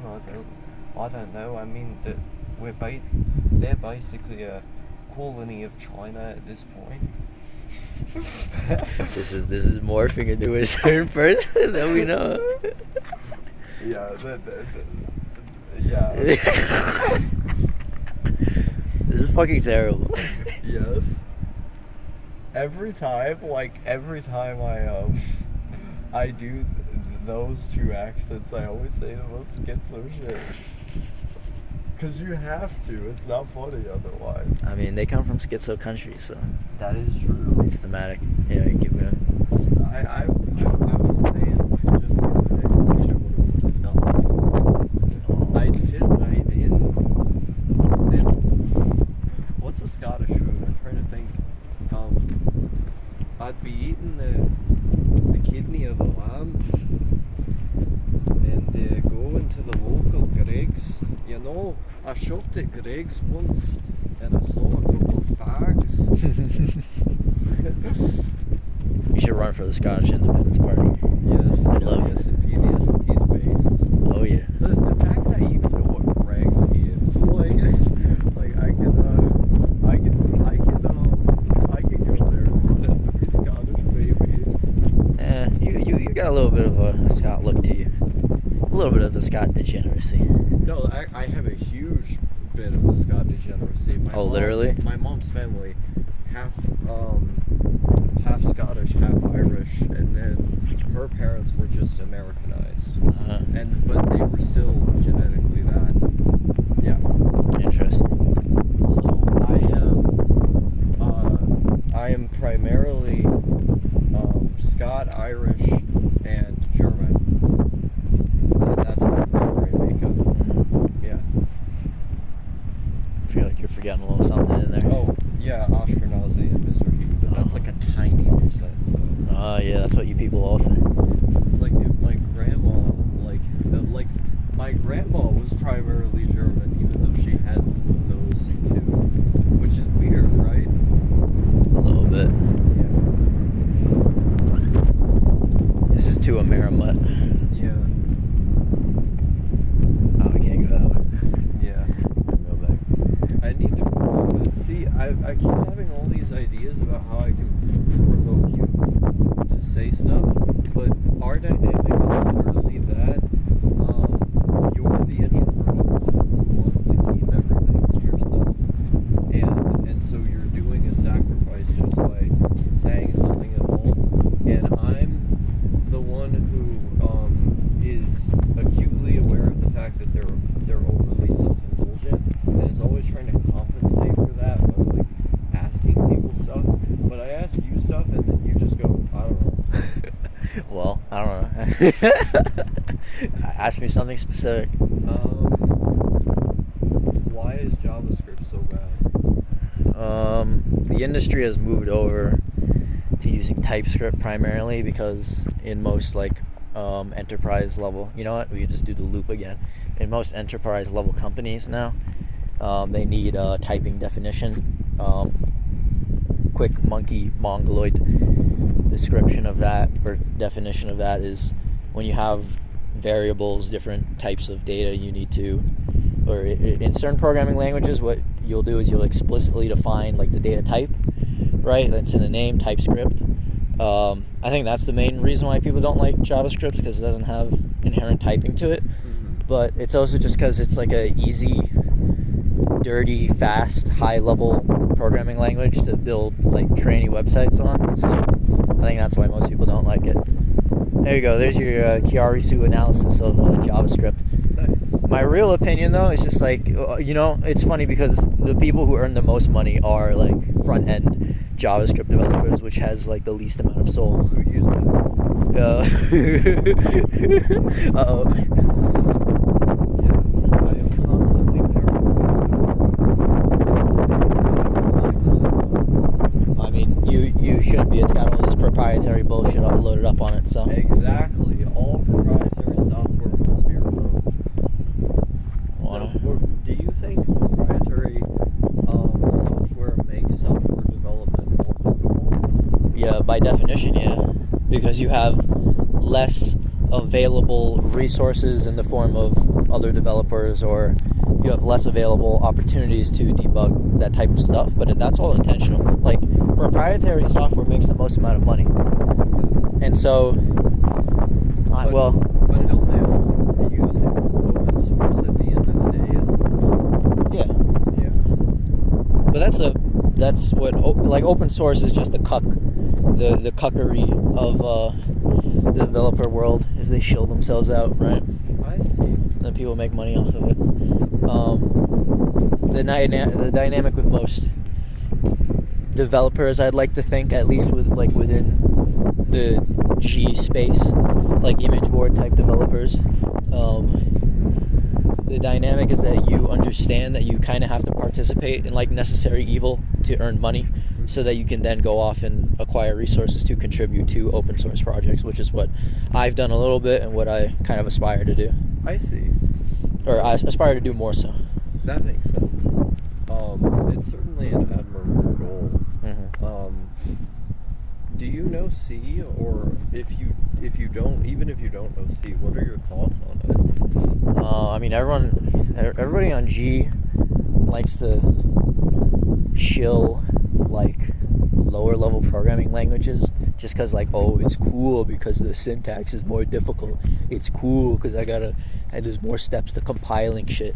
At the end of the day, I just see like software development as like, just use whatever tools are available to you, and I don't particularly worry about it in the moment. Like, my job right now doesn't require C.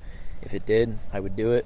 I just do whatever the tools are required of me in the moment. I want to get into game development, or Unity Engine specifically, which uses I think it's C# at this point. Yeah. Oh, that makes sense that it would, because C is hardware based. Yeah. C is better for or the C suite is better for video. Yeah. And also, if you can wield it well, supposedly it's much more efficient for everything, like older computers specifically, or if you're trying to maximize the resources of a lower power machine. Yeah. I'm really interested in C. I just am too lazy. No, I don't want to characterize myself like that. I've been too busy to really look into it. Yeah, that's fair. I don't even know what you would do with it for like your own purposes, though. Or, I mean, you could get into game development, I guess. Yeah. Well, I mean, I think I would just want to know about it. There's a lot of stuff. Like, I looked through that septic tank book of your dad's. Like, I didn't finish it. I don't finish most books, but like, I learned stuff. I just like learning stuff. Yeah, fair. When I was a kid, like when I was in like middle school, like second grade, I've always wanted to get into game development ever since I was a little kid, playing like on my Game Boy Advance, right? And one day I bought like this giant fucking game development textbook, like it was as thick as like my forearm, and I forget the title exactly. I have it at the crib. I thought you were about to say foreskin. Jew brain. Literal Jew brain. Kite brain. I think that's just a fag. Yeah, fag brain as well. If all fags talk about, I'm not even going to talk about what those people get up to. I had this. Continue. I had this giant textbook that was on game development philosophy, and the other half of the book, I don't know, like another fucking 500 pages or something. It was definitely more than that. Was dedicated to C, and so what's that? There's like a computer science textbook that everybody shills, the structure of computer algorithms or something. I had a book that was like along similar lines of autism for C specifically. Like, anytime that you're learning the program from a textbook, you have to be a fucking autist. You're reading code on like a piece of paper. Yeah. It's so unintuitive, but I did that. And I just carried around this giant textbook with me to all my classes. Imagine. No, I'm not gonna say that. But yeah, no, I definitely know what you mean. Yeah, that was the start of my particular brand of G autism. In terms of like G, like I don't like G. I really like this sort of derivative subculture of G, which is comprised of actual developers. Those types of people mostly lurk in the background, literally, because they're working. But I get paid to browse G when I'm waiting for somebody. When I'm not jacking off to tranny porn. When I'm not jacking off the tranny porn. When I'm not. Those are really the only activities I do. I was gonna say something productive, like waiting. Wearing thigh-high socks. Oh yeah, browsing thigh highs on Amazon, skirts on Amazon. All trainees get their clothing from Amazon. It's so funny. Like being a clandestine therapist and emergency mental health consultant to Osaka Syndrome. You ever heard of That was the most true thing out of all. You ever heard of Deterrence Defense? Or Defense Deterrence? I mixed the two up. You know the organization, the J Stark one. No. Okay, good. Let's keep it like that. Okay. I've mentioned it. That glows enough. Actually, it's legal to it's legal to 3D print firearms here in this beautiful state that we're in.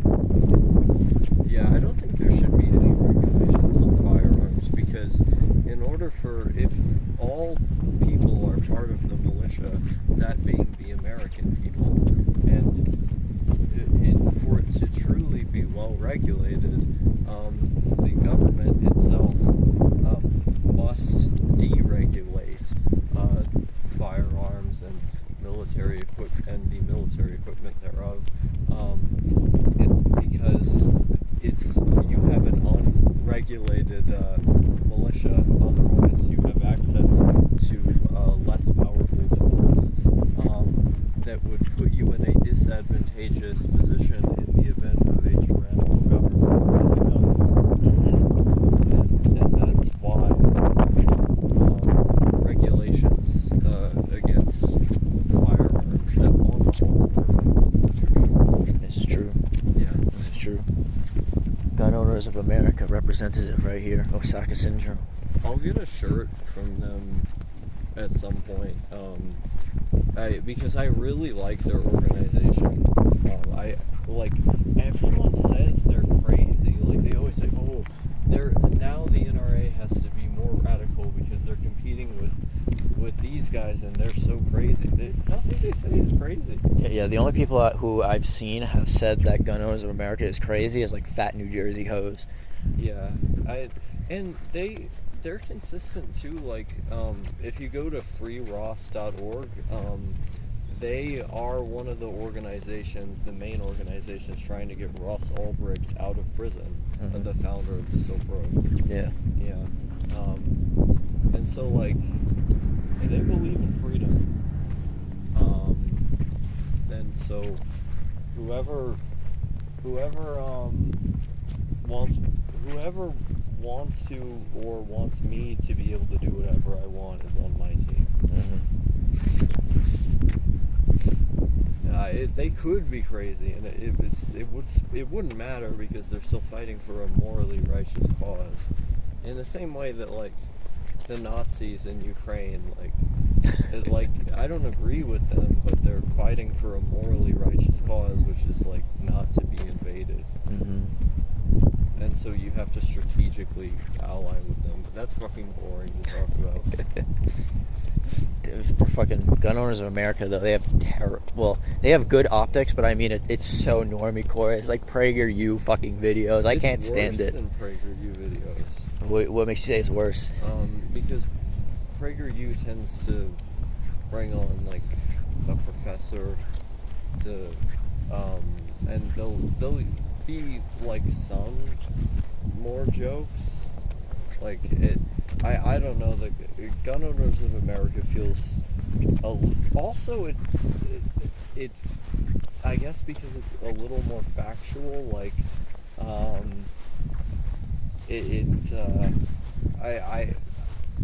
I just can't watch PragerU. Like it makes me cringe way more. I don't know who unironically watches PragerU anymore. There was a certain point where it was a little countercultural, but you gotta like when they literally like made their first video, maybe it could be said that they were countercultural in the sense that like in the same sense that like Jordan Peterson is countercultural, like telling you to clean your room. You gotta clean your room, man. Yeah, on YouTube. That's an old Osaka. Yeah, no, go ahead. That's it. Well, you said saying on YouTube, and so I thought a thought extended out of that. No, just on YouTube. There's no thought on YouTube. There's no thought about any of this. I'll provoke a thought in you. Oh boy. I think the reason people think Jordan Peterson is countercultural is because he says things that all of their parents told them, but they didn't want to listen to because they were their parents, and so they hear this figure of authority, this psychology professor, tell them these very basic things. These very basic self-help things that they've already been told, and because he's like considered a controversial like countercultural internet guy, literally just for refusing to call a trans person by their pronouns and not supporting some bill, like the media turned him into this like intellectual dark web. That's literally the wording they use. Figure. I think he was the progenitor of the quote-unquote dark intellectual web, wasn't he? Yeah, they said him, and I think they said Sam Harris was on there or something. Oh yeah. But yeah, like real hard-hitting people. And so when everyone in the media, when you're surrounded by media that's saying like this guy is controversial, you're going to be attracted to him. And so when you actually hear what he says, it's all very normie.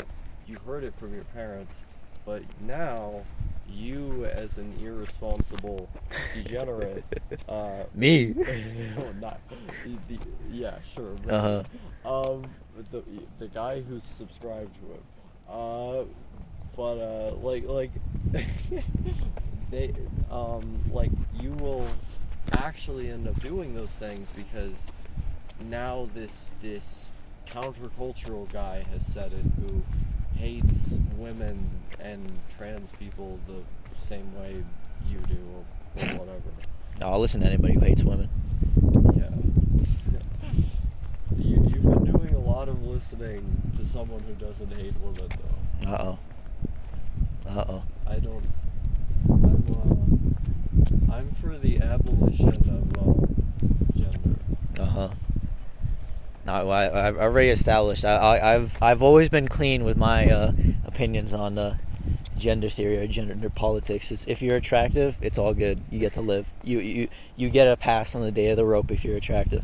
Yes, if you pass, if you literally pass. That is just literally the mainstream opinion, I feel like, of poll-tards these days. Yeah, because they're all jerking off to tranny porn. Yeah, getting paid for it. Yeah, it's the same way that like guys who are super conservative are all jerking off to like BBC cuckolding porn. Look at the comments under those videos. That's not a pastime of mine, looking at the comments of BBC cuckold videos. Well, I heard someone posit the idea, so I had to test the hypothesis. What were we talking about before? It's weird that he's like.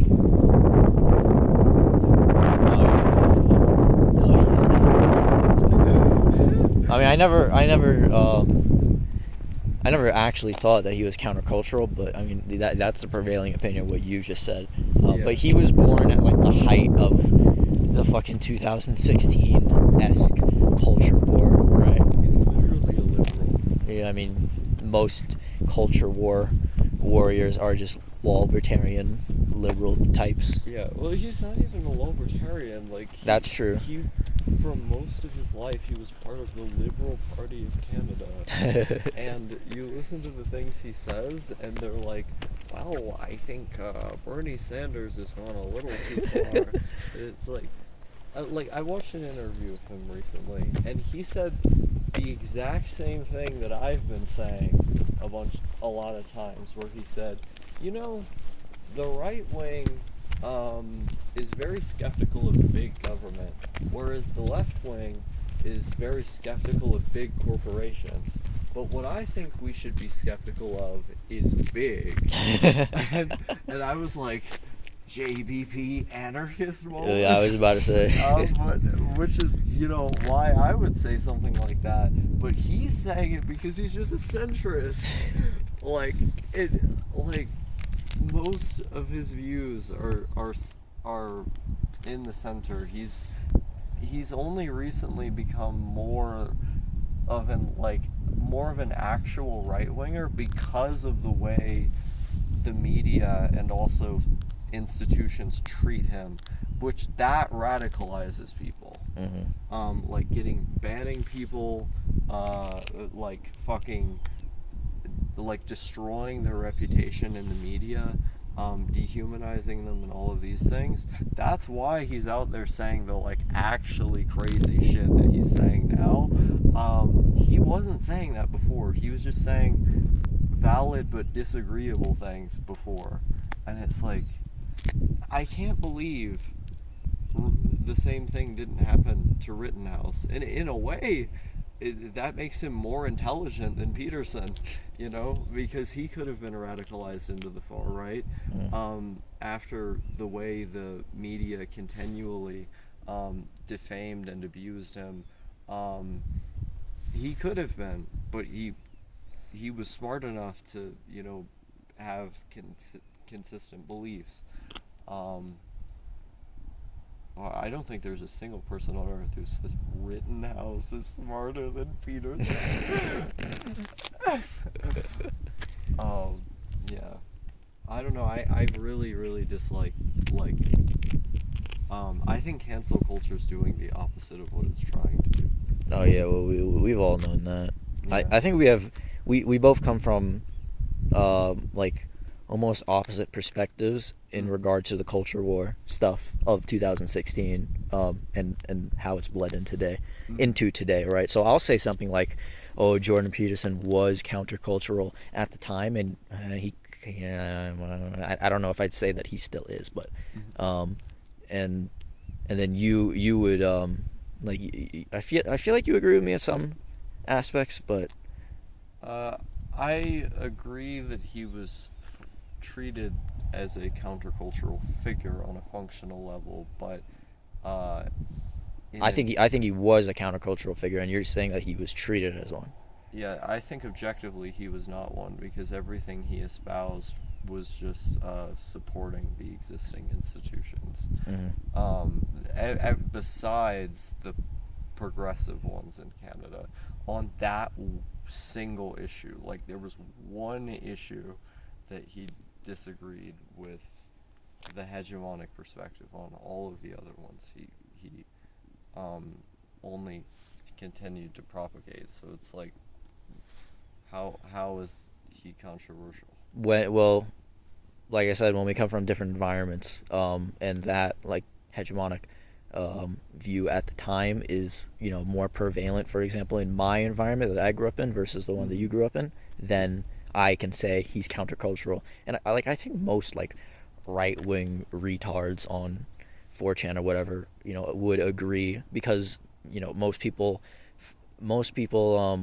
on like poll or whatever or image boards come from a similar perspective to me, like growing up in big libtard cities, I feel like. And then finding their way to like, oh, I'm not calling a tranny bitch by their pronouns, right? And then you end up in a funny situation in 2022 where you're just like, I don't give a fuck. I just want to put food on the table. That's interesting to me then, because like then it gets down to the question of what being countercultural actually is, because I feel like maybe we're using different language here, or we have different conceptions of the word, because like, let's say for example, who's the president that's won in a landslide? FDR wins like 85% of the vote. Are the 15% of people who didn't vote for him?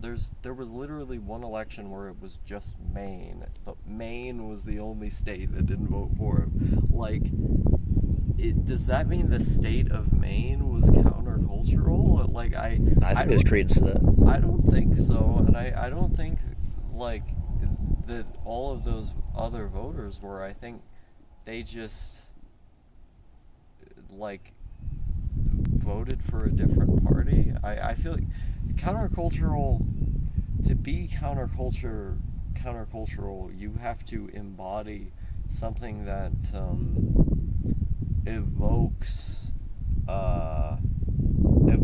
protest in a way that isn't just representing like the other 40% of a country, which is what Peterson did in Canada. There's, you know, the majority. Well, they don't even have a majority in the parliament. They have a minority government. But most Canadians seemed to have supported the bill. The other half didn't, and so because he was treated in the media as this controversy, because he represented the other half of the country, like, does that make him countercultural? Like, I don't like being Republicans it's about split in America. Like, half is blue, half is red. Is being red countercultural? So here's the thing. I think it's all relative, right? It's all like what is countercultural is going to be relative to your culture, right? To say it as basic as possible. I like framing this as a discussion on the nature of being countercultural, the nature of culture versus Jordan Peterson specifically. I don't want to like dick ride them. Yeah. Well, I think I do understand your point, but I think we have to get a bit more broad with it, because let's take New York City for example. Sure, Democrats have a super majority, and like, you know, like if you walk up to some random person in the street, they'll go, "Oh yeah, my woman Hillary, she about to win that shit." Like, they literally sound like this. Yes, they do. Yo, that ass for real. That bitch, I'm sure her husband got the Tims. He got the Draco. No, they don't sound like that. and he fucked for real though, and she stay with him. Man, that bitch loyal. She about to be loyal to America. My nigga, she about to be loyal to the entirety of the motherfucking world. And yeah, like, and she's got like the fucking who's not J. Cole. She's got well, she was on the Breakfast Club. No, I'm trying to think of it like a really like stereotypical New York rapper. It's not J. Cole, right? No. There's one that's really stereotypical I'm hung up on. It's not ASAP, right? No, it's not ASAP. 6'9". Sure, she's got a 6'9" shirt on, and she's saying this. And like, if you see that, and if you see a bunch of advertisements with progressive messages, and that super majority there, and you have to deal with that all the time, all that noise in your ears all the time, you're gonna think, well, okay, being like a southern retard with an AR-15 is like who thinks black people should be in camps or whatever, or relocate back to Africa. Okay, that's countercultural, but like in reality, I actually gave bad examples for the points I'm trying to make. Well, I get the idea. You can continue. Like in reality, like what are the main talking points of conservatism? Deregulation, keeping immigration policies like strict, which disproportionately benefits corporations because illegal immigration means they don't have any workers' rights. Let's see here. More power to so to say the alcohol industry. But that's only in certain states. Or more power to the gun industry. More power to like big pharma. Like you can go down the list of monopolies that they're disproportionately supporting with their policies, and those are the people who really own this country. Those are the owners of this country. It just so happens that we live in kind of a democracy, and so depending on the area you're in, you have to appeal to a constituency, and so in New York that constituency is progressively minded, and so progressively minded things get done and shown in the government and throughout the state and the city, and in advertisements they get shown because there's a large portion of people in this country, actually the majority of people, this is why I say kind of a democracy, the majority of people have progressive positions. So if you espouse them in an advertisement, that means you're going to appeal to the broadest amount of people you can.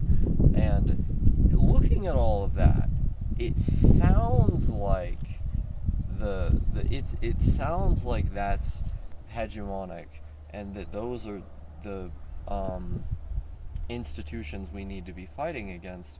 But in reality, those woke corporations or whatever would become racist tomorrow if it made them more money. In the same way that all of those, liberal politicians that get elected would probably also be pushed to do some more pro-corporate or definitely pro-war things if given the chance.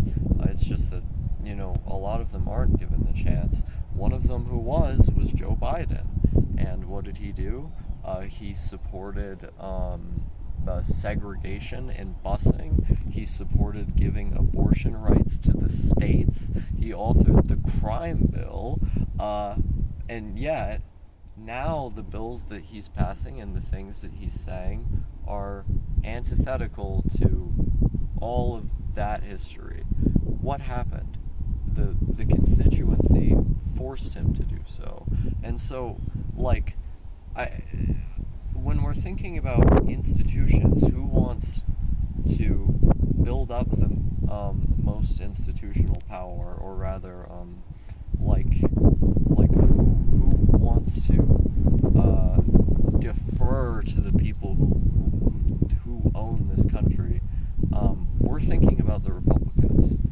And so to be Republican, no matter where you are, isn't countercultural, because at the end of the day, they're both on the same team.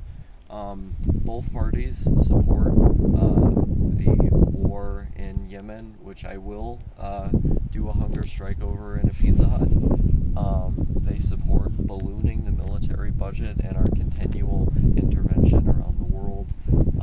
They support the like extremely expensive and inefficient approach that we have to healthcare, and relatively speaking, I mean, some of the more progressive sects of the Democratic Party say they want more immigration, but relatively speaking, they support strong immigration policy. Let's not forget, Biden literally upheld the Trump era border policy. Why? Because it benefits corporations to have illegal immigration. And so this idea that the two parties are like being right wing is like this countercultural thing is wrong, because we live in a right wing country. Both of the parties, in some sense, are right wing. That's my point. Well, yeah, are you done with that? Yeah, Okay. that was my rant. I'm That no, that's good. That was an interesting place to end it, because I was going to interrupt you. I was going to say that you've, in a certain sense, you've just equated like the structure that like the normie structure, clean your room, brush your teeth, integrate in society. Well, obviously that part, but you've equated like the structure that Jordan Peterson says with right wing culture. And I feel like we've had previous conversations where you've tried to dismiss that. Yeah, I don't think it's associated. I don't think clean your room is right wing culture. I think clean your room is just being a responsible. It's just being a good person. Like, but everyone wants to be synonymous with being a good person if you're part of any political faction, and so you aestheticize your views to arouse those connotations in the viewer. Exactly. That wasn't the main thing I was going to respond with, though. Like I don't disagree with anything that you just said. I don't think like everything that you just said is true, but you've defaulted to the framework of politics, whereas I kind of want to maintain like the environment of just pure culture. Well, I mean, politics influences culture as culture. Yeah, but politics is downstream from culture. That's what everybody says, right? As in, like, culture is at the at the top of this like hierarchy of structures of society, of humanity, of people, of civilizations, right? I would say that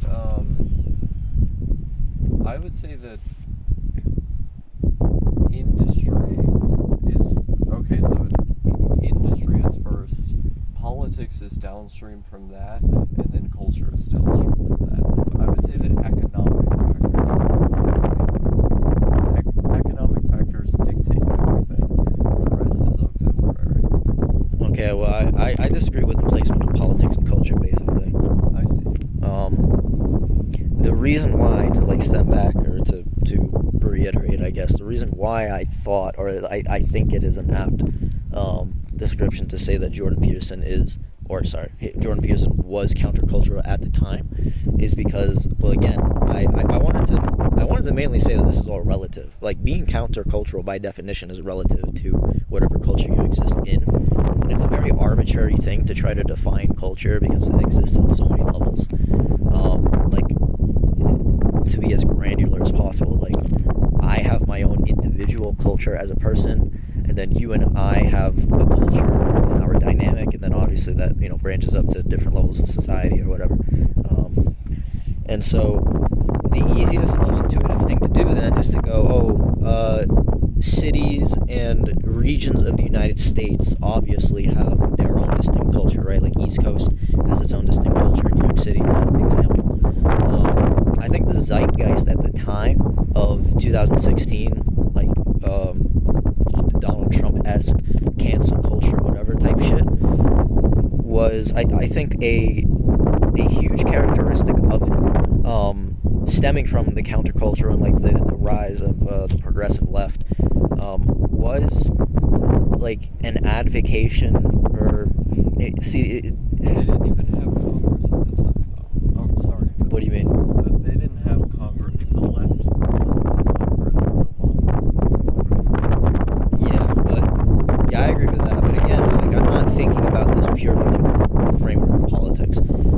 thinking about this as in what are, like, to put it in an intuitive way. I got, like, what are the people around me advocating that I should do? What are the people around me saying I should do? Not what are my legislators dictating what the law should be. If that makes sense. Well, the rhetoric he was using was anti-establishment because he sounded like he was going to do what the rulers of this country don't want to be done, and when in reality he governed exactly the same way as his predecessors, Paul Stark, and a lot of you know this. I don't think it's countercultural to identify with Trump, especially during his presidency, because, I mean, even in 2016, I think it was pretty obvious that he was just using anti-establishment rhetoric as an opportunist. But especially when you start governing, it's like, okay, you're just against civility. Like, you want politicians to be more rude while still passing laws that disproportionately benefit the owners of this country. Like, that's what I'm saying. I'm not saying the parties are exactly the same, because I think that's but they are still serving the same masters. It's just that it's different factions of that ruling class. I agree, but like I said, you keep defaulting back to politics. It's like I said the culture surrounding Trump. I didn't say Trump specifically. Well, I mean, I don't really know how to frame it, because it's like, Well, it is difficult to frame. It's in a certain sense, it's impossible to frame. It's all that's what I meant. It's all relative. I don't like relativism, but that's one for another day. Sure. Yeah, I think I can put it in a more palatable way. Like, if you're in NYC and being uncivil in the way that Trump was, and like, if it was countercultural for you to be a Trump supporter, lives and also like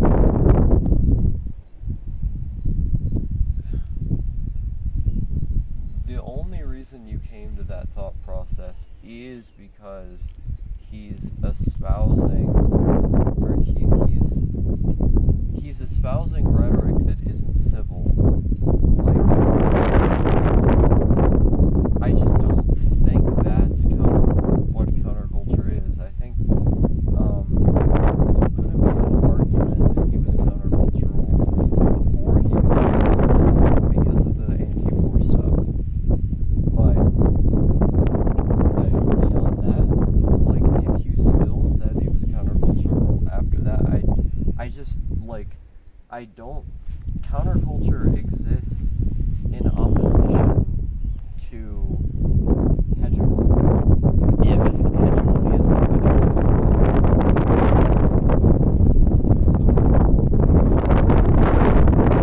I don't think hegemony is primarily dictated by owners of the country or rulers. Well, I mean, what are schools, big media institutions, social media institutions, I mean, sure, these are all institutions which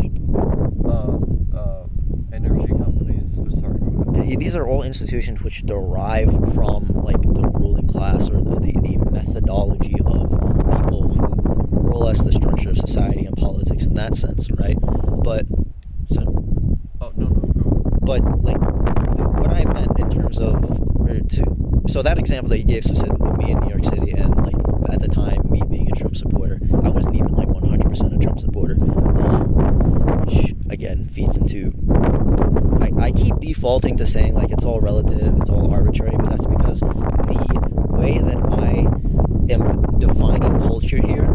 You keep trying to sort of tie culture to like its origin of the methodology of ruling and civilization and politics, whereas I'm saying that culture is defined by this ethereal just sense, which comes from different levels of institutions. So, for example, in the school that you gave, a school will have its own culture, independent, especially in the United States. Maybe what I'm talking about is very unique to the United States, where schools will have a unique culture. Obviously, the student body, the teachers, the principals, whatever.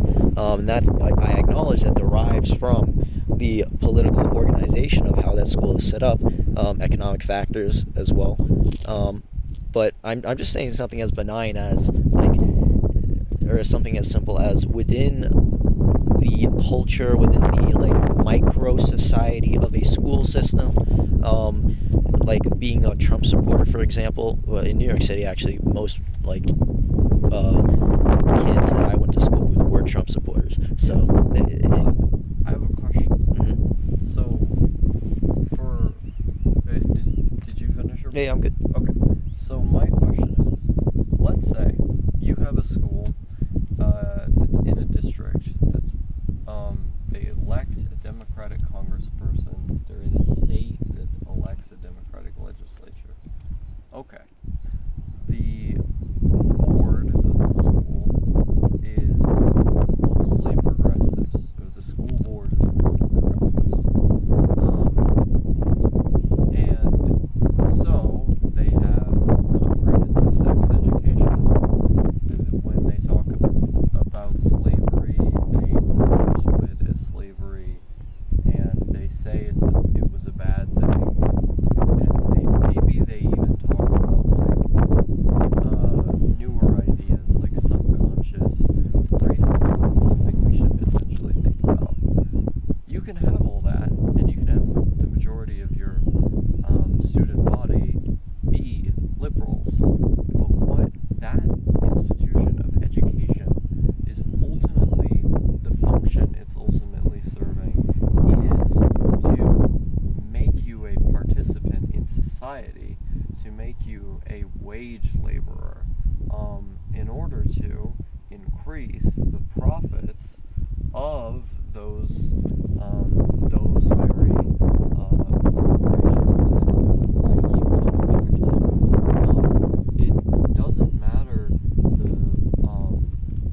the points of view these guys have on social issues, nor does it matter even on economic ones, because there are sections of the mega rich that do believe a certain level of, say, taxation actually benefits them in the long term.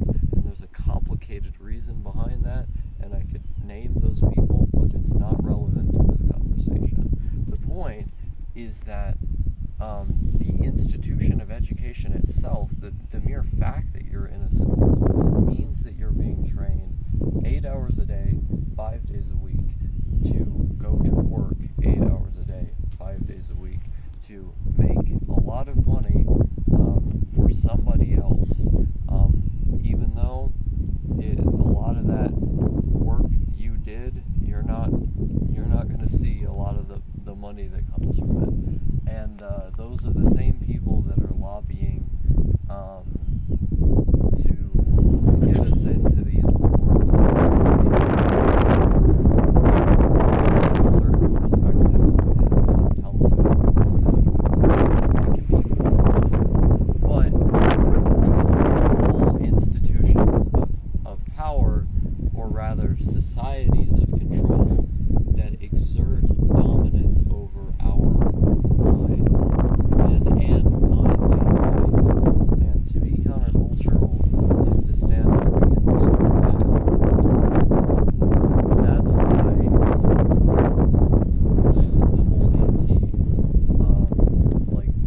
whole the meat culture and stuff exists, right? Mm-hmm.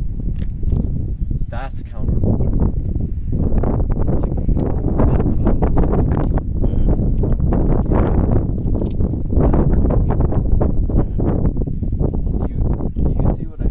I see what you mean, yeah. Yeah.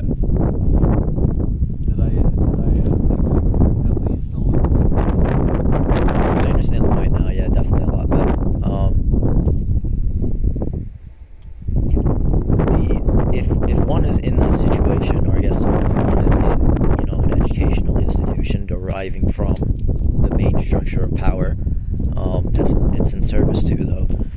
I think by merely just recognizing that as a participant or as an individual, you separate yourself from that direct connection to the main source of power, the hierarchies that come from that in a certain way, and also there are obviously just natural inefficiencies of the system, and so everything is not like in service to the overall or the main source of power here, the main ruling class in that regard. I mean, everything is in service to the economy. It's just that different high-level actors, like say Mike Bloomberg, for example, have very, very different ideas about how the economy ought to be conducted. We saw this during FDR's presidency. Henry Ford was extremely against FDR. He hated his economic policies and had even some people claim that he even might have been involved in the 1934 business plot to do a military coup against FDR, which there are, it is documented more evidently that there were some prominent business people who wanted him gone who were involved with that. However, J.P. Morgan heavily supported FDR. And it was because he thought that he was thinking in the long term that if things were to continue as they were, there wouldn't be a J.P. Morgan or a broader financial system. There would be a Soviet America, and so there's different factions. The Rockefellers as well had a lot of their own shit going on. So there's different factions of the same system, but they're all trying to perpetuate the same system. It's just in different ways. Mm-hmm. And the system is where the institutions are. They're all perpetuating that. I understand when you frame it just as it's just the system, then it becomes a bit more clear. Yeah. But like, if I'm going to bring this into like a little bit more of a practical sort of lens, you can't be to be completely countercultural, to be a person who is 100% countercultural, in the way that you just framed it, against the system as the primary source of as the top level of the hierarchy here, then you would just kill yourself. You would just be a suicidal person. Well, there's literally a meme about this. It says, "Oh, you criticize society, yet you participate in it. I'm curious." And Well, yeah.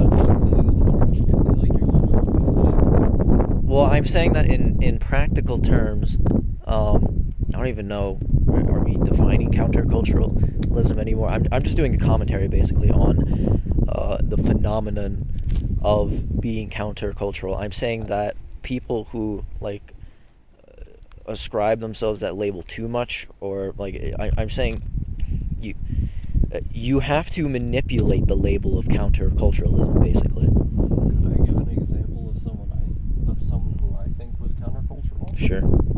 Timothy Leary. Mm-hmm. He was a psychology professor. His primary interest was on psychedelics. He broke the rules of his institution by testing psychedelics on some of his own students while being under the influence of them himself, even sometimes. Of course, he was fired. He spent a lot of time not working, or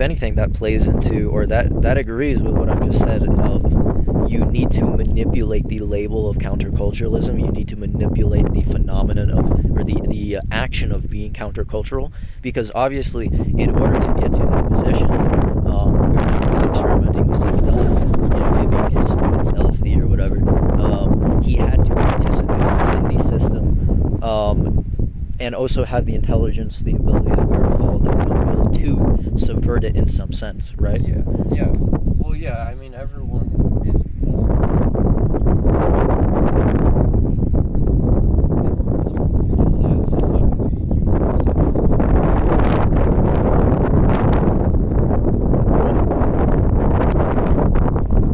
like the mere fact that he participated in.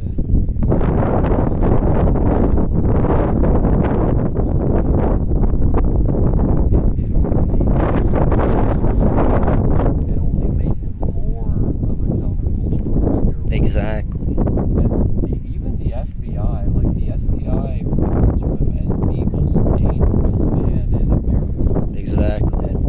And so that's why they planted the weed, so he could get arrested, because they thought he was going to win. Yeah, but it's not an insignificant thing to be a professor, obviously, right? Like, there are so many hierarchies and aspects of the system that you have to participate in to get to that point. And then the type of person who can get to that point and then do something like that makes him, it makes him truly countercultural in all aspects of what that word means, right? Yeah. It's brave. It's just like, I think what he did was just very brave. I agree.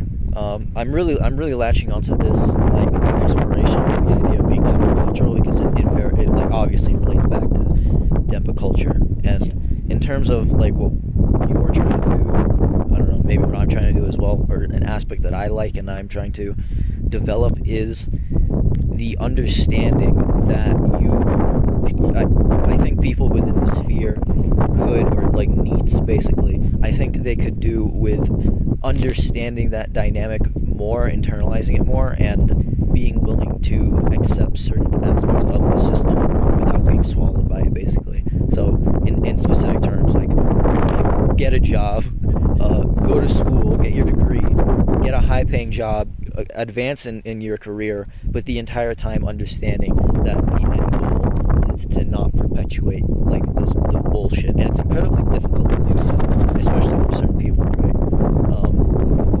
Mental health issues or sleep problems or whatever. Like I understand, and it's not really something I have a definite solution for, but like for example with me, my extreme introversion, I've managed to carve out a way of life where I don't have to talk to people. I don't have to talk to fucking normies. Yep. Yeah, sure.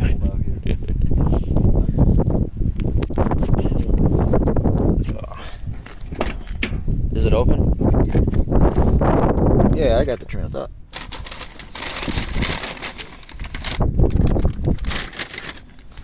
Is it open? Should be. Yeah. Okay.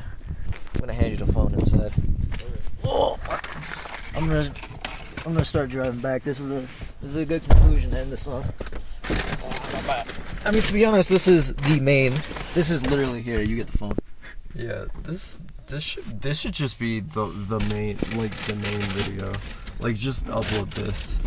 Oh, you gotta put me doing the crazy shit then. Yeah. Let me start up the engine and get you a bit more warm. You don't have to turn the heater up or anything. It's just this car's hot as shit anyway. It's a little golf car. The transmission tunnel is right here. So this thing's gonna heat up like a bitch. Yeah. Don't worry. Emancipate yourself from mental slavery. It's true. Well, literally, that's what I'm trying to get at here. I don't know. What I'm trying to say basically is, me specifically, because that's all I can really give definitive thought to, or not. No, that's what I can only definitively talk about the things that I've done, right? Yeah. I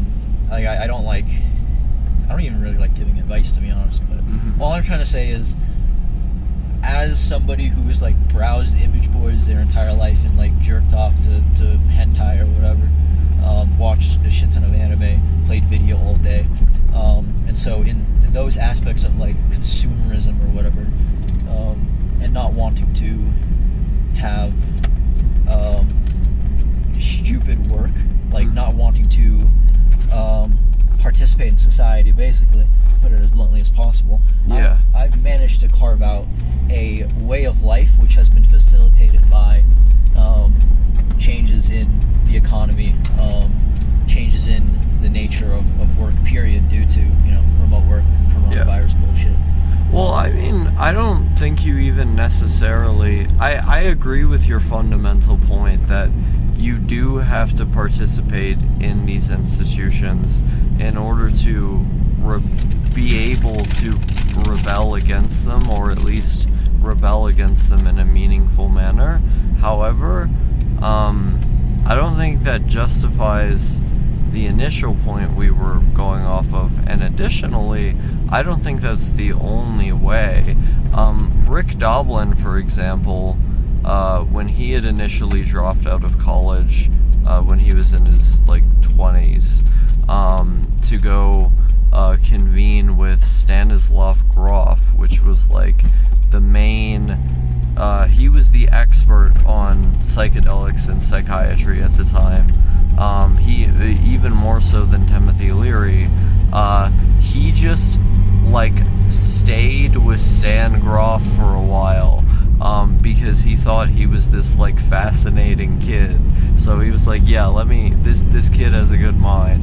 And then from there on, he couch hopped and stayed with his parents for a long time, tripping and doing independent research, and trying to get projects off the ground that would never get funded, until in I think in mid, or it might have been pretty late into his 30s, he got his PhD, which is not, a normal thing. But what he does now is, yes, he operates in those institutions, but most of MAP's research, a lot of the breakthrough research they did was self-funded.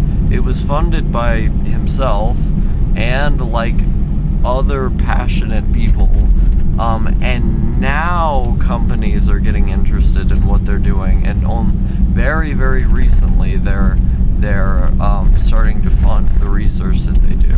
So that guy didn't even really participate in the system for much of his life, and it brought him to the point where he could, and is now also able to change it. I feel like what I'm trying to say is that you do have to be a man on the inside, but that doesn't necessarily mean that the person who drops out entirely isn't also countercultural. I agree. I think men on the inside are countercultural as well, but it's only if they're changing a fundamental structure. Carl Hart is, I can give a hilarious example with this one.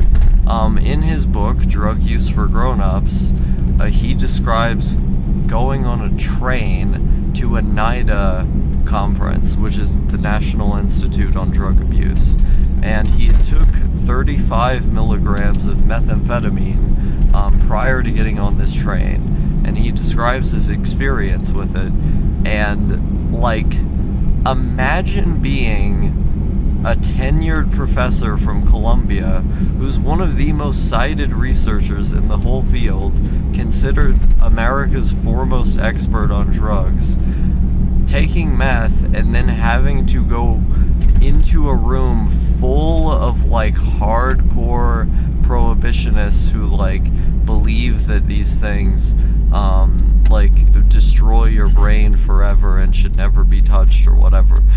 He's there being countercultural. in the meeting rooms of NIDA. I feel like you can't get more countercultural than that. I agree, you can't, but he is countercultural in that sense because he is a professor, right?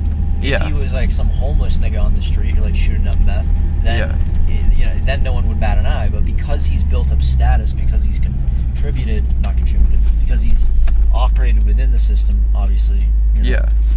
It brings him that status, and that's what I'm trying to get at here. Yeah, and I think that's good. I think that's what people need to do. I agree. To put it as succinctly as possible, what I just realized is I think the goal for types like us, people who are like disillusioned by the system as it is right now, everyone's kind of disillusioned by the system, but people who are extremely disillusioned to the system and have like otaku sensibilities, I guess, I think the goal for us is to participate within the system as little as possible to either, well, the noble thing would be to change it, but I want to change it. I think that's a noble thing, but also like we're just trying to survive at the end of the day, right? Yeah, but I'm surviving at the end of the day for now, but one day I am going to change it. That's normal. That's noble. That's going above and beyond the average person, I think. Yeah. Having the desire to change things, I mean. Yeah, like I've had a desire to change things my whole life, and now that like I'm well read and have had more experiences, I have certain convictions that I'm deeply passionate about. I don't think I'm ever gonna be Carl Hard, but I want to do something similar to like that story, you know? Yeah.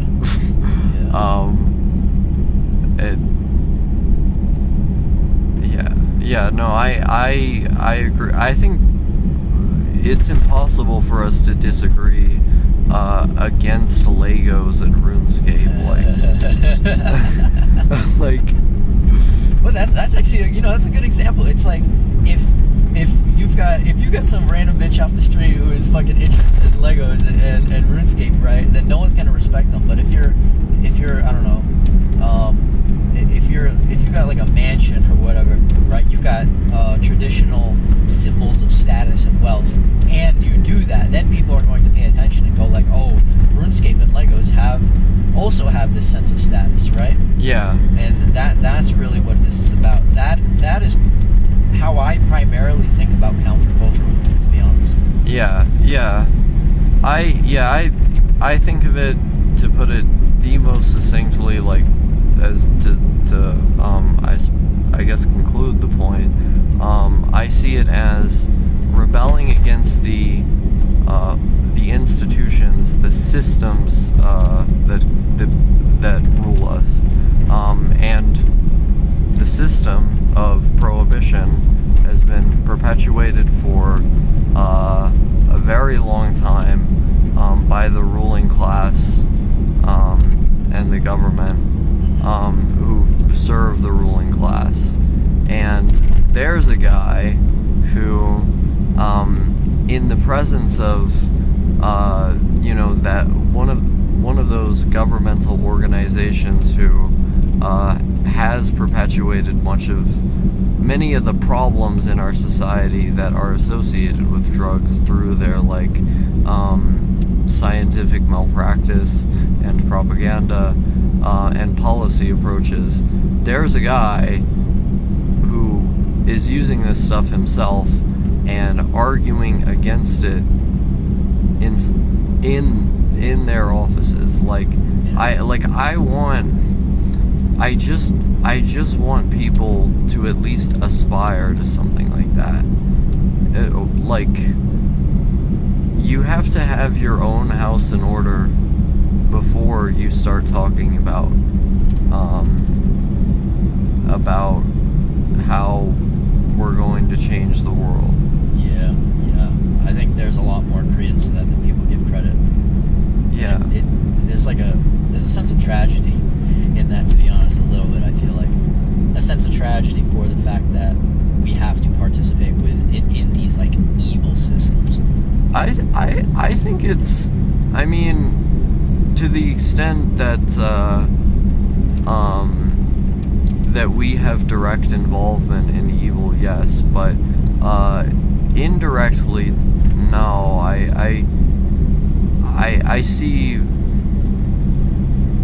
I see systems and individuals as very different things.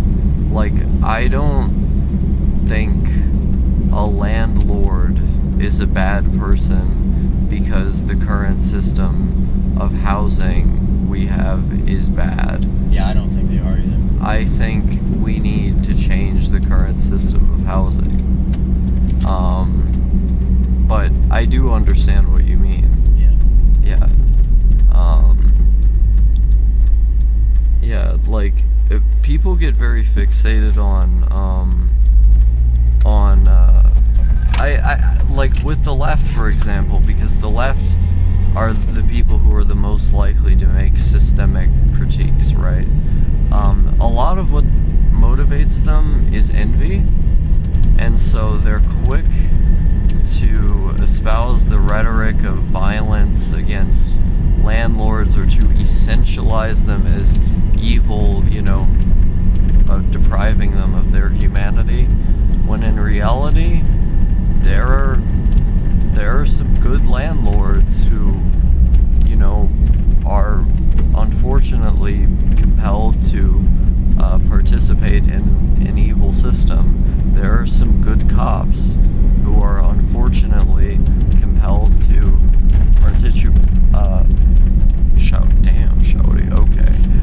who are unfortunately compelled to participate in an evil system. Although around the world there's actually examples of some countercultural cops. We can kind of end the video on this, but there is a whole, I don't want to call it state because they call it something else, but there's an entire region in the United Kingdom where they just don't arrest people for having drugs anymore. And it's not the government that decided that. No government in the UK except the national government can decide that. And the Scottish Parliament has actually been getting very angry at the national government because they want to decriminalize drugs. But those police officers, just the whole union said, yeah, we're gonna stop arresting these people.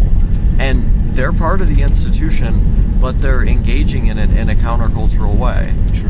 Which is like extremely brave, Yeah, that's based. And I guess the analogy to my libertarian hobby of firearms would be gun sanctuaries. Yeah. Constitutional carry states. Yeah.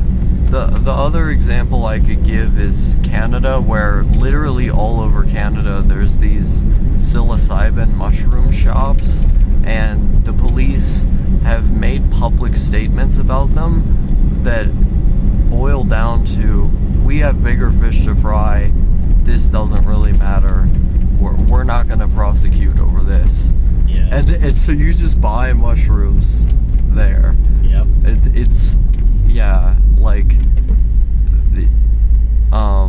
My goal ultimately is to participate in the system and to have my impact being there, a positive one, in that in some small way at least the paradigm will shift. Yeah. And ever so slowly, as those paradigms shift, a new system can be created, one that people wouldn't feel so repulsed by as to rebel against it.